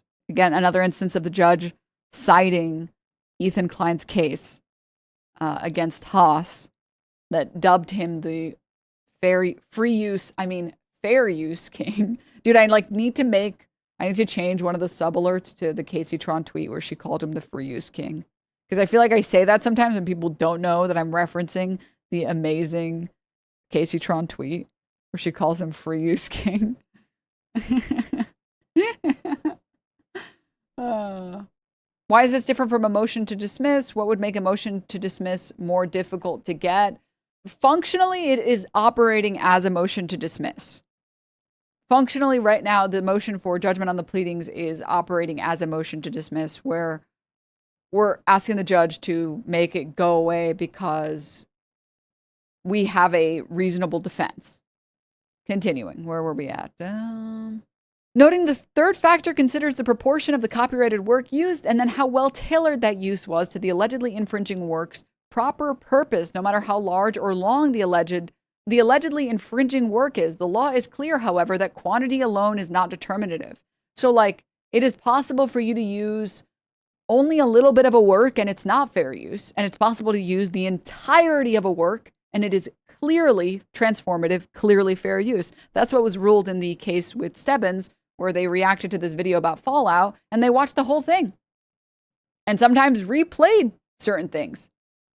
And they watched it multiple times in certain sections. And it did not rule against them because it's not saying if you use more, you lose. It's saying, did you use too much? Did you use how much you needed for your purpose? And if my purpose is I'm going to debunk and show everyone why this documentary sucks and explain every part of it and explain why it's so bad, I have to go piece by piece. I can't just cherry pick the parts that I can explain and ignore the parts that I can't explain. The purpose is to go through the entire thing and judge it as an entire piece. Continuing. This factor circles back to the first factor because the extent of the permissible copying varies with the purpose and character of the use. The courts have found that copying another work in its entirety is not dispositive as to its infringement if necessary for the intended transformative use. See Haas. A great deal of plaintiff's work was copied, but such copying was plainly necessary to the commentary and critique. Stebbins. Even if the court were to credit plaintiff's claim that Kurtosis copied the entirety of the retrospective, that would not be dispositive. Kurtosis used the retrospective clips in order to further the live stream's transformative purpose of critical commentary. Finding the entire work necessary for the alleged infringer's intended use, and given the fact this court has acknowledged that this factor will not weigh against an alleged infringer, even when he copies the whole work, if he takes no more than is necessary for his intended use. In Seltzer, the Ninth Circuit found that the copying of the entirety of the original work did not weigh against Green Day. So again, basically, did you use the correct amount of the work for your purpose? I'm arguing, of course I did. And I would say, here's a question. If you wanted to watch the new or the old Lord of the Rings movie or whatever, if you wanted to watch a Lord of the Rings movie, and your option was going over to your buddy's house and having them interrupt every 2 minutes to be like, oh, this next part is good. This next part. Okay. So in the next part, Gandalf, is that the wrong one? Gandalf? And he's going to go to Sauron, and then Sauron's going to, and what you need to know about this shot was actually and you're like, dude, I just want to, can I watch the movie? Can I watch the movie? That's not public though. Okay. I know this is going to be hard to believe, but sometimes people make analogies that aren't perfectly analogous to prove a different point. So if you hold out for one moment, I'm going to get there. If your goal is to watch the Lord of the Rings movie and your buddy keeps interrupting it over and over and over and over and over again, at some point you're like, dude, I'm just going to go home and watch it myself. I'm actually good. I actually don't want to watch the movie. You know, I'm getting really hungry. You want to go get some food? I'm getting really hungry right now. We just had food 2 seconds ago. Fast metabolism, we should leave now. Why do I feel like I'm catching strays in this analogy? Because I'm catching strays in this analogy. Because I have to resist. I'm gripping the shit out of my fucking chair, being like, don't interrupt, don't interrupt, don't interrupt, don't interrupt. When I'm watching movies with people. Shut up, socialist. Stop. Better example is when you watch a movie, do you say, can we watch the behind the scenes commentary version instead? No, you don't. Dude, I watched that once. I was like, damn, this is like ruining my experience of the original movie. I was like, I have to watch the original movie first before I can watch the version with like the editor or like the director's commentary on top. But what was I saying? Right. So the point is, using the entire work is not the end all be all. And in this case, in the Stebbins case where they used the entire work, it did not impact or weigh against the defendant. And in the case of Green Day, it did not weigh against Green Day. So yeah, you can react to the entirety of a work and use the entirety of the work, and it's still fair use. Here, defendant showed the entirely or nearly the entirety of the nuke. It is evident that to comment on, critique a work, clips of the original may be used. Citing Haas again, parody must be able to conjure up at least enough of that original to make the object of its critical wit recognizable. Copying does not become excessive in relation to the parodic purposes, merely because the portion taken was the original's heart. The court in Haas recognized that without using actual clips, the commentary and critique here would lose context and utility. Here, the extent and quality of importance of the video clips used by defendant was reasonable to accomplish the transformative purpose of critical commentary. Accordingly, the court finds this factor does not weigh against defendant. All right, 1 second. Is it ruling out or the judge still has to make it official? Judge still has to make it official. I'm gonna I'll answer these things again. I've been re-answering them, but I don't mind answering them a couple times. I know a lot of people have a lot of questions. Did you use more than you needed? I mean, in the tentative ruling, the judge does not seem to think so. What we're reading here is the tentative ruling or your motion. This is the tentative ruling. This is the judge's current tentative ruling, where they say that the court finds that this factor does not weigh against defendant. So tentatively, the judge feels that using the entire work does not weigh against me, and that I used as much as I needed to break down why that documentary was wrong and bad and terrible in a middle school project and whatever. What is a tentative ruling? Sorry if this has been answered. I explained it in this post a little bit. Basically, for those who are unfamiliar, tentative rulings are sometimes published in advance of hearings. So the tentative ruling was published on the 4th on Thursday, and the hearing was on the 5th, Friday, yesterday. And the tentative rulings are sometimes published in advance of hearings in the interest of streamlining the hearing. The tentative ruling is the position of the court before the hearing. So the fact that the tentative ruling is to grant my motion for judgment is incredible news. Hearing was earlier today. The judge has taken the matter under submission. An official ruling will be issued, hopefully sooner rather than later. So basically the judge is just saying, this is how I'm feeling like ruling unless my mind will be changed. And like 90% of the time, the ruling does not change. And especially in a case like this, where the only factor so far that is weighed against me is, and it's not even against me, it's just, yeah, Ethan, your work is creative enough that you ought have copyright protections. There are enough creative elements and unique elements that you can have copyright protection on this. However, copyright protection does not mean that you just win everywhere. And for all of the other cases or all of the other factors, the judge tentatively feels that these factors weigh in my favor. Also wanted to answer this question again. 2 questions if you can talk about them. Is the ruling out, or is the judge still? So the judge still has to again make it official, and that can be anywhere from a couple of days to a couple of months. So maybe we'll find out on Monday. Maybe we'll find out in a week. Maybe we'll find out in 2 weeks. Maybe we'll find out in a month.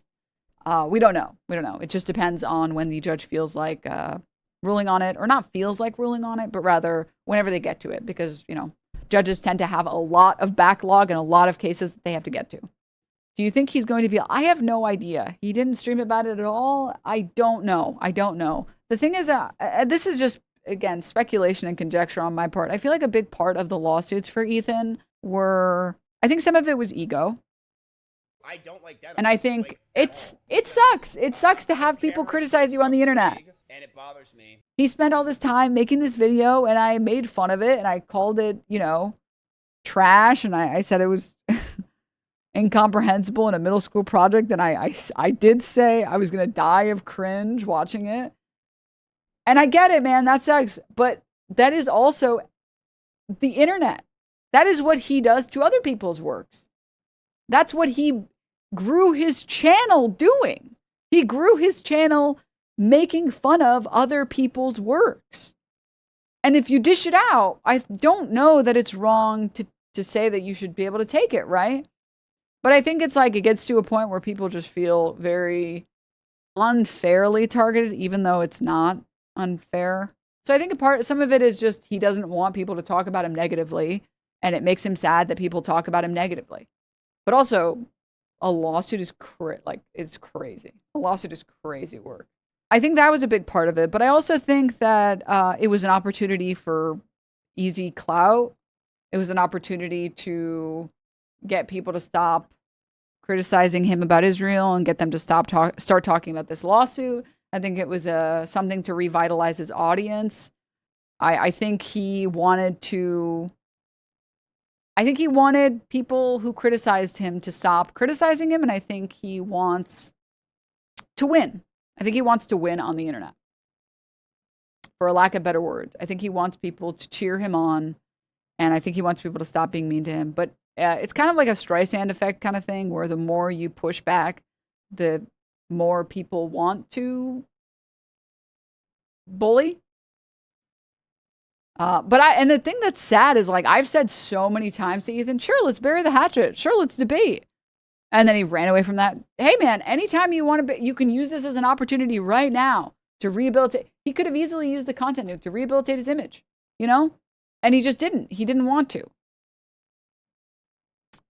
So, hey, man, whenever this poor chatter. So you wanted a few factors of the lawsuit. I'm a little late to the chat. No, I wanted all of them except for the one that says that, yeah, it's a creative work and it deserves protection. And then the judge immediately follows it with this comment, which is, as set forth above, however, this factor alone is not terribly significant in the overall fair use balancing. It's also not a pass-fail kind of thing. It's you judge all of the factors together. Are you saying he supports Israel? Didn't he say that you just shouldn't kill them? He literally apologized on his TikTok for rehabilitating the image of Israel, and he understood what he did was wrong. So you don't have to speak to me. You can go argue with Ethan about Ethan. He made a TikTok saying, I didn't realize how insensitive my comments were, and it came off like supporting Israel, talking about how diverse it is and how I really want to travel there. Like, he literally apologized for his commentary, whitewashing Israel.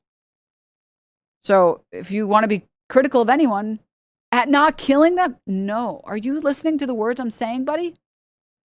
You good little buddy? Here he is apologizing for being pro-Israel. I came back to TikTok to defend myself against wild accusations, but I also came back because I want to apologize for things that I genuinely got wrong. For example, I'm planning to go to Israel in June with my parents, and I'm actually really excited to go there. I want to show you guys how beautiful, how multicultural, how free it feels for people, it's a beautiful place. This is whitewashing Israel. They're actively conducting a genocide, and you're talking about how, can you imagine saying this about Germany? Germany is actively opening fucking concentration camps, and you're like, it's just such a beautiful place. I just need to show you guys how diverse and multicultural Germany really is.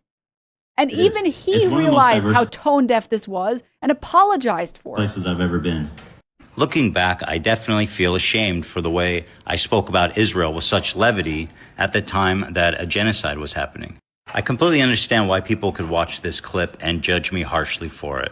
I want to apologize to anyone in the Palestinian diaspora or anybody that's been affected by this war that felt that I was trivializing the suffering, the horror that you've gone through. And for that, I deeply am sorry, and I'm ashamed of this clip. I'm literally asking questions. You're trying to put me down. When you don't clarify his comments, I clarified them. You just didn't listen to the words I said. Everything I said was completely accurate. And it took me having to show you a video to understand. That's on you, man. That was in response to someone else. What are you talking about? He literally watched his own video. Oh, you're saying your comment was in response to someone else. Okay. I apologize. It doesn't show me when you at people because you're not adding anyone. You're just pressing the reply button. So do you understand? He literally apologized for whitewashing Israel and saying, I can't wait to show you guys how diverse it is. So it has nothing to do with not killing them.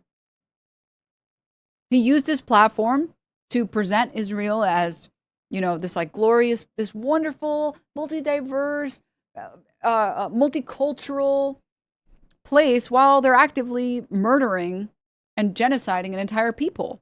And it was so bad, he realized it and apologized. He apologized. That's how bad it was. So when I say that, I'm not saying it because it's my opinion. I'm saying it because it was his opinion. Why are you saying he supports Israel? Because he said so and then apologized for it. Unless you think I shouldn't quote him speaking about himself. Oh man, this is taking a while. I still had more stuff I wanted to get to. Well, it's okay. We can always just do more stuff on Sunday. It would be like saying South Africa is a great place to have a holiday in the 70s. Yeah. Is Denims a suit girl now? Well, everyone else is wearing suits and I was like, I want to wear a suit. It would make me fun. It would make me happy. It would be fun. So I thought I could do one. I could suit up. I figure everyone else is LARPing. Why shouldn't I? I think it looks kind of good too. I'll take like a full picture in the fit. Let's see. Yes, you can copy an entire work as long as it's transformative. According to this factor does not weigh against defendant. And finally, the fourth factor. All right. Did you see the slop tuber call you female Hassan? I actually play video games, so like, how could I possibly be female Hassan? And I also don't suck at video games, so again, how could I possibly be Hassan? His camera is his head is too small, my camera is too big. Come on. Way to expose yourself as a fucking idiot, dude. All right, enough. Effect of the use on the potential market. The fourth factor asks what effect the allegedly infringing use has on the potential market for or value of the copyrighted work. This factor considers the extent of the market harm caused by the particular actions of the alleged infringer, but also whether unrestricted and widespread conduct of the sort engaged in by the defendant would result in substantially adverse impact on the potential market for the original. Where the allegedly infringing use does not substitute for the original and serves a different market function, such factor weighs in favor of fair use. So basically, if you go to the store and you really want to buy, I don't know, eggs, and they also have some chicken at the store, the egg company can't be like, dude, we need to sue Big Chicken. They're stealing our customers. They wanted to buy eggs. They only bought chicken because because it's like, no, the people who wanted to buy eggs are going to go buy eggs, and the people who want to buy chicken are going to go buy chicken. It's a different market. It's just, there are different markets for different things. It's not really that surprising. If you only play shooters and you would never play like a MOBA, it would be hard to argue that there's some market substitute when a new MOBA comes out that, I don't know, like has a similar vibe to some shooter because it might be a fundamentally different market. So the people who want to see someone clown on Ethan Klein and his video, that's a different market than the people that want to watch some slop tuber or some slop content on Hassan, right? So we'll just read ahead. Where the allegedly infringing use does not substitute for the original, serves a different market function, such factor weighs in favor of fair use. In Campbell, the court found that when a use is transformative, market substitution is at least less certain, and market harm may not be so readily inferred. Indeed, as to parody, pure and simple, it is more likely that the new work will not affect the market for the original in a way cognizable under this factor, that is, by acting as a substitute for it. Thus, where the original work and the new work serve different market functions such that there is no market substitution, the new work is more likely to be fair use.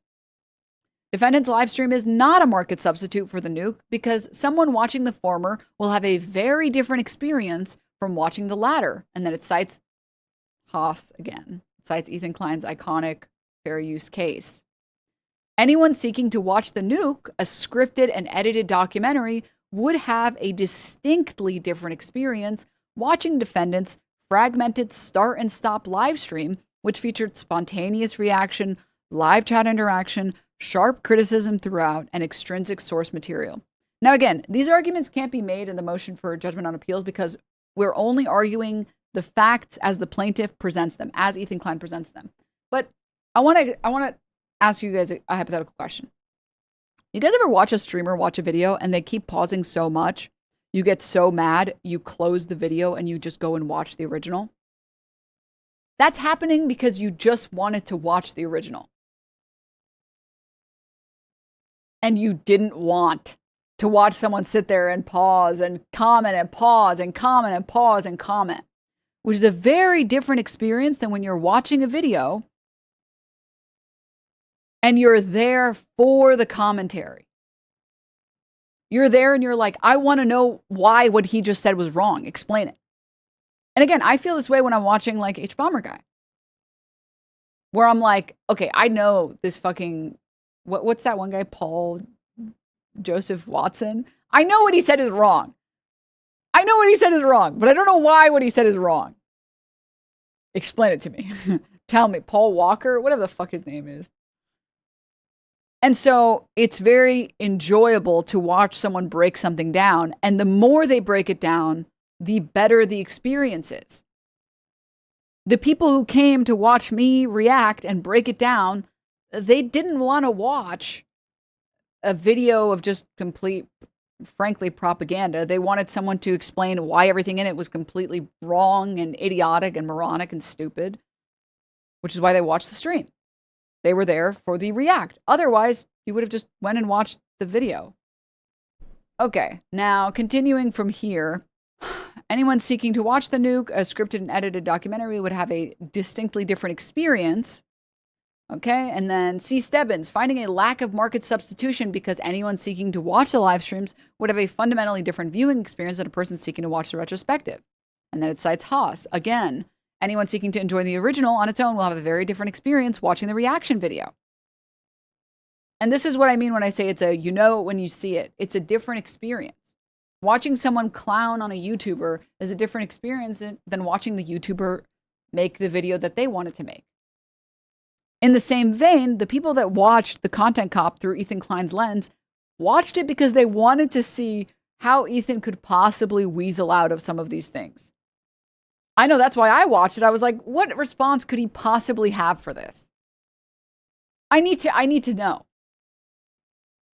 If I wanted to watch the original in its entirety, I would watch the original in its entirety. If, in fact, I would even argue his pauses took away from the original in terms of like different value. Like if I wanted to watch someone try and make a bunch of succinct points and then tie them all together, watching his stream prevented me from being able to do that because I'm getting this constant start and stop and start and stop. And it doesn't even feel like Ian is getting an opportunity to like string these points together. Okay, moving on from this. A person wishing to purchase sheet music for Magic in order to play or perform a song would necessarily purchase the sheet music for the song itself from owner of the performance right, not the sheet music for Rainmaker. And then Kelly v. Ariba, softcore, finding no market harm where a person could not use the allegedly infringing work, a thumbnail photograph, a photograph as a substitute for copyrighted high-resolution photograph. Indeed, plaintiff's own allegations suggest as much. And then here the judge is quoting the Ethan Klein original filing to himself. Denims attempts to use the nuke for the exact opposite purpose, to radicalize her audience to be anti-Semitic and anti-Israeli, along with defending Hassan. And then the Hugh versus Benjamin case is cited. There, the court held, here there is no danger that SJW levels awareness will usurp the market of progressive commentaries, such as We Thought She Would Win.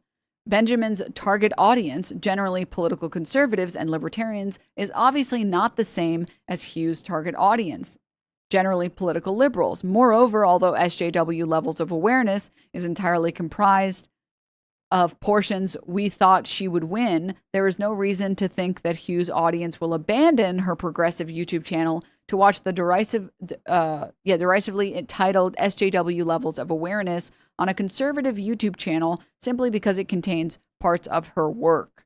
So basically, the H3 fans would only be coming to watch my stream because they want to see what I have to say about it. If they wanted to watch his video, they would watch his video. Accordingly, the court finds that the defendant's live stream is not a market substitute for the nuke because 3 of the 4 fair use factors strongly favor defendant, including the most important factor, purpose and character of the use. The court concludes that the fair use defense applies as a matter of law, thus the defendant's motion for judgment on the pleadings is granted. Conclusion: for the foregoing reasons, the court grants defendant's motion for judgment on the pleading. The court orders defendant to prepare and submit a proposed judgment in this matter within 7 days of this order. It is so ordered. So this is, again, something that is very important to note. This is a tentative ruling. So we will find out in the next coming days or weeks whether or not this ruling goes through, but it's very, very good news because generally it's pretty rare that a case, that a tentative ruling is changed. So, I am very excited. What are you getting? The "it is so ordered" tattoo? There is a good chance that he appeals. There is a good chance that there is more fighting to be had with regard to the other case with the countdown episode. There's still a lot. So it is still very much so up in the air with a lot of things. But this is very, very, very good news. Don't be too excited. Ethan could bring up Kayagate evidence. Stop.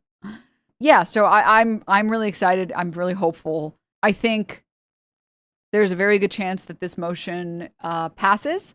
And I also think that what you have to understand is that this is very important, what I'm about to say. All of this assumes what Ethan said is correct. This is just how the law works. When it comes to motion for judgment on the pleadings, this is just how the law works. You assume everything that the plaintiff is saying is true. If we were to go to court and not have to assume everything that Ethan is saying is correct, it'll be slam dunk.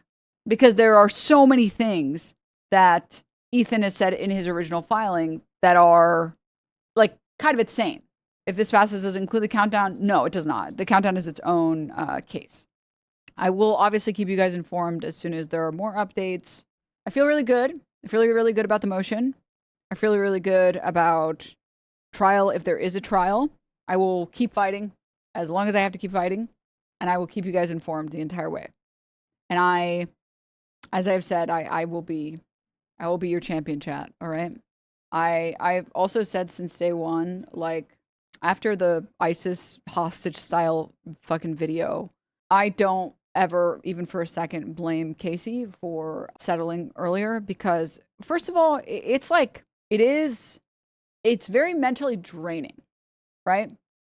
And maybe I'm just buffed by like playing competitive games or something. So I have like a particular brain rot where I'm like, never surrender. It's winnable.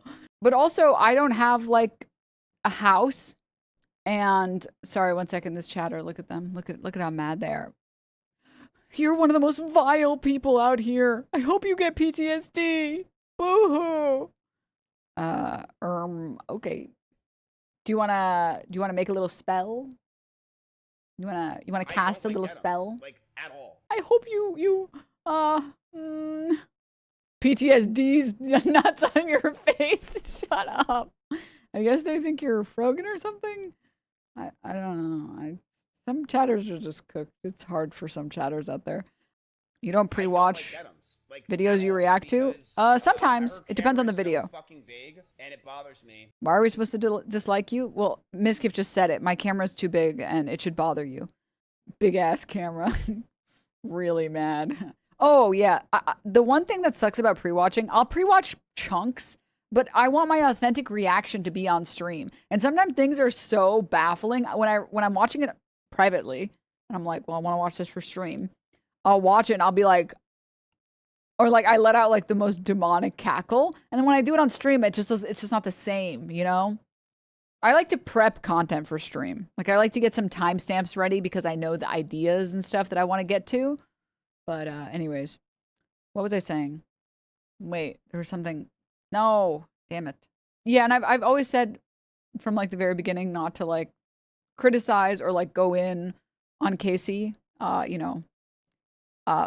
having settled and having done the ISIS style video, because like it's just I can't imagine what it would be like to think about potentially losing a case, and then I lose like my house, and my disabled family members don't know where to go. Like that's doesn't because court is always a gamble. There's no guarantee you will win, and there's no guarantee you will win without having spent an obscene amount of money first, right? Like I could have easily have made that decision if I was in her position. So I do not at all think she should be criticized or hurt. Like she was targeted by someone with more money than her, and she cared more about her family and her family's safety than, beating him in court. And I have me and my cats, I don't have to worry about losing my house. I don't have to worry about, making my family homeless. Like I'm down. Let's go. Let's fucking go, man. I want to fight, and I want to fight for fair use, and I want to fight in court, and I want to win, and I want to do my best. And I really do want the universe where Ethan realizes that like this is just not it, man. It's just not it, man. Like all of this time could have been spent on any number of things. All of this money could have been spent fundraising for something for like a good cause, and this is what we're doing. Like, so anyways, that's what I wanted to say. Your win is a win for Casey. Yeah. And I do think I've seen a lot of people say like, if Casey had the ability to fight and she didn't have serious concerns about like the safety and well-being of her family, maybe she could have, gotten the same motion through and could have had some legal victories. But it's just like I can't imagine carrying that mental toll of like, I sure hope it's good so my family doesn't go homeless. I sure hope, like, I can't. And I hope no one judges her for that. And I hope everyone understands that the amount that she fought, as much as she did, like, her courage should not be minimized. I don't know a whole lot about Frogan's case, so I can't really comment, and I don't know what is happening there. I don't understand, so I'm not going to comment on it. And I know she said she doesn't want people to comment on it, so I'm just going to respect her wishes to not comment on it. I've spoken to Casey, and she's told me that she's happy that, this is past her and that she can go back to making content, and she doesn't have to worry about, like her family, and she doesn't have to worry about her house. And I feel for her, and I'm glad that she's not dealing with it anymore. And so, yeah, I wanted to share that. 100% justified for her to take priority over her family than trying to fight someone. Yeah, exactly. And I will fight in her stead, I will spiritually fight for her. And you know what? She's a great actress. She's a great actress, because that hostage style video was incredible. That was an incredible performance. That was Oscar worthy, I will say. She knew what she was doing. So I wanted to share all of that and everything, and say that I saw, like, not that many. I just saw like one or two comments of people being like, why didn't like Casey win? Or like, why didn't she fight harder? It's like, it's not that easy. If you have to worry about your family and your house, it's not that easy to just not care about that. Like, that's hard. So yeah. IRL tank? Yeah, I guess I'm just like, I kind of was just built to be a tank player, I guess. I tank in my fucking MMOs. I tank in MOBAs. I tank in shooters.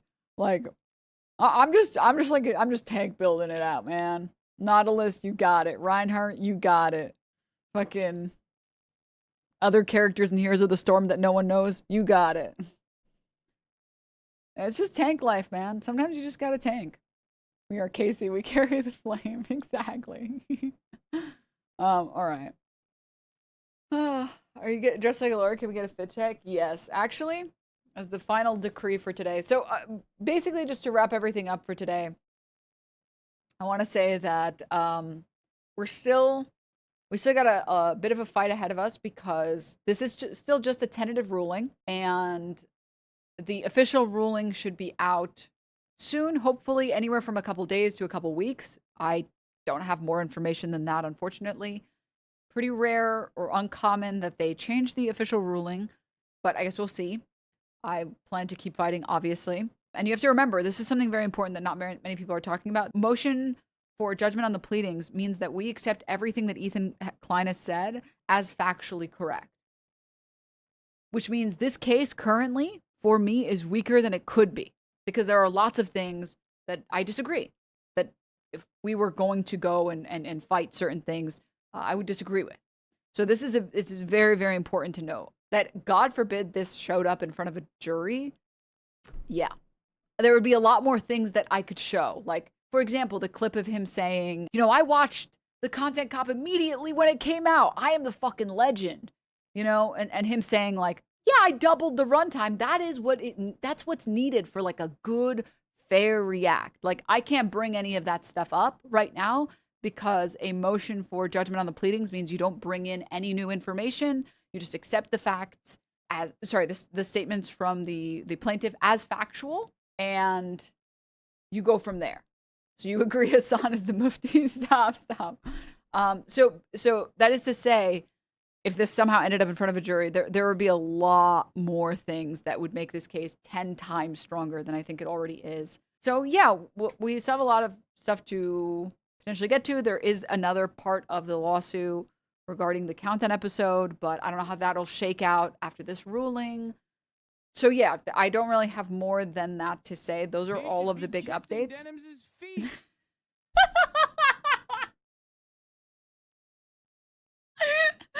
Oh yes. Oh yes.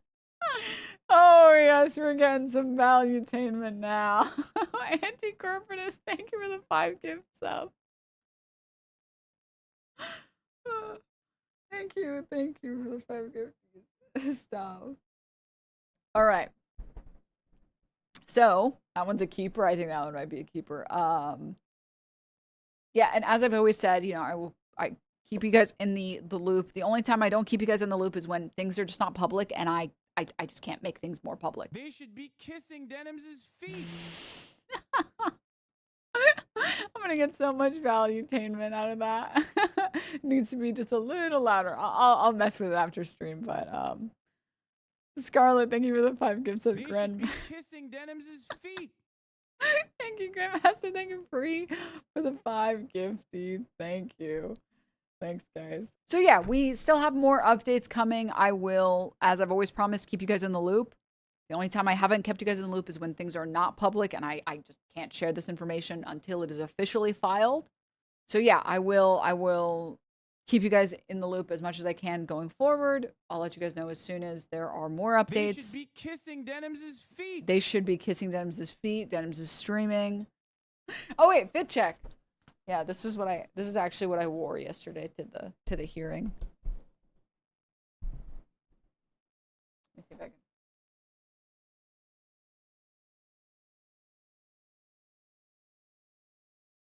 Hassan's hot. Oh, I'm gonna fuck him. I was wearing some pantyhose though. Hose. Sorry.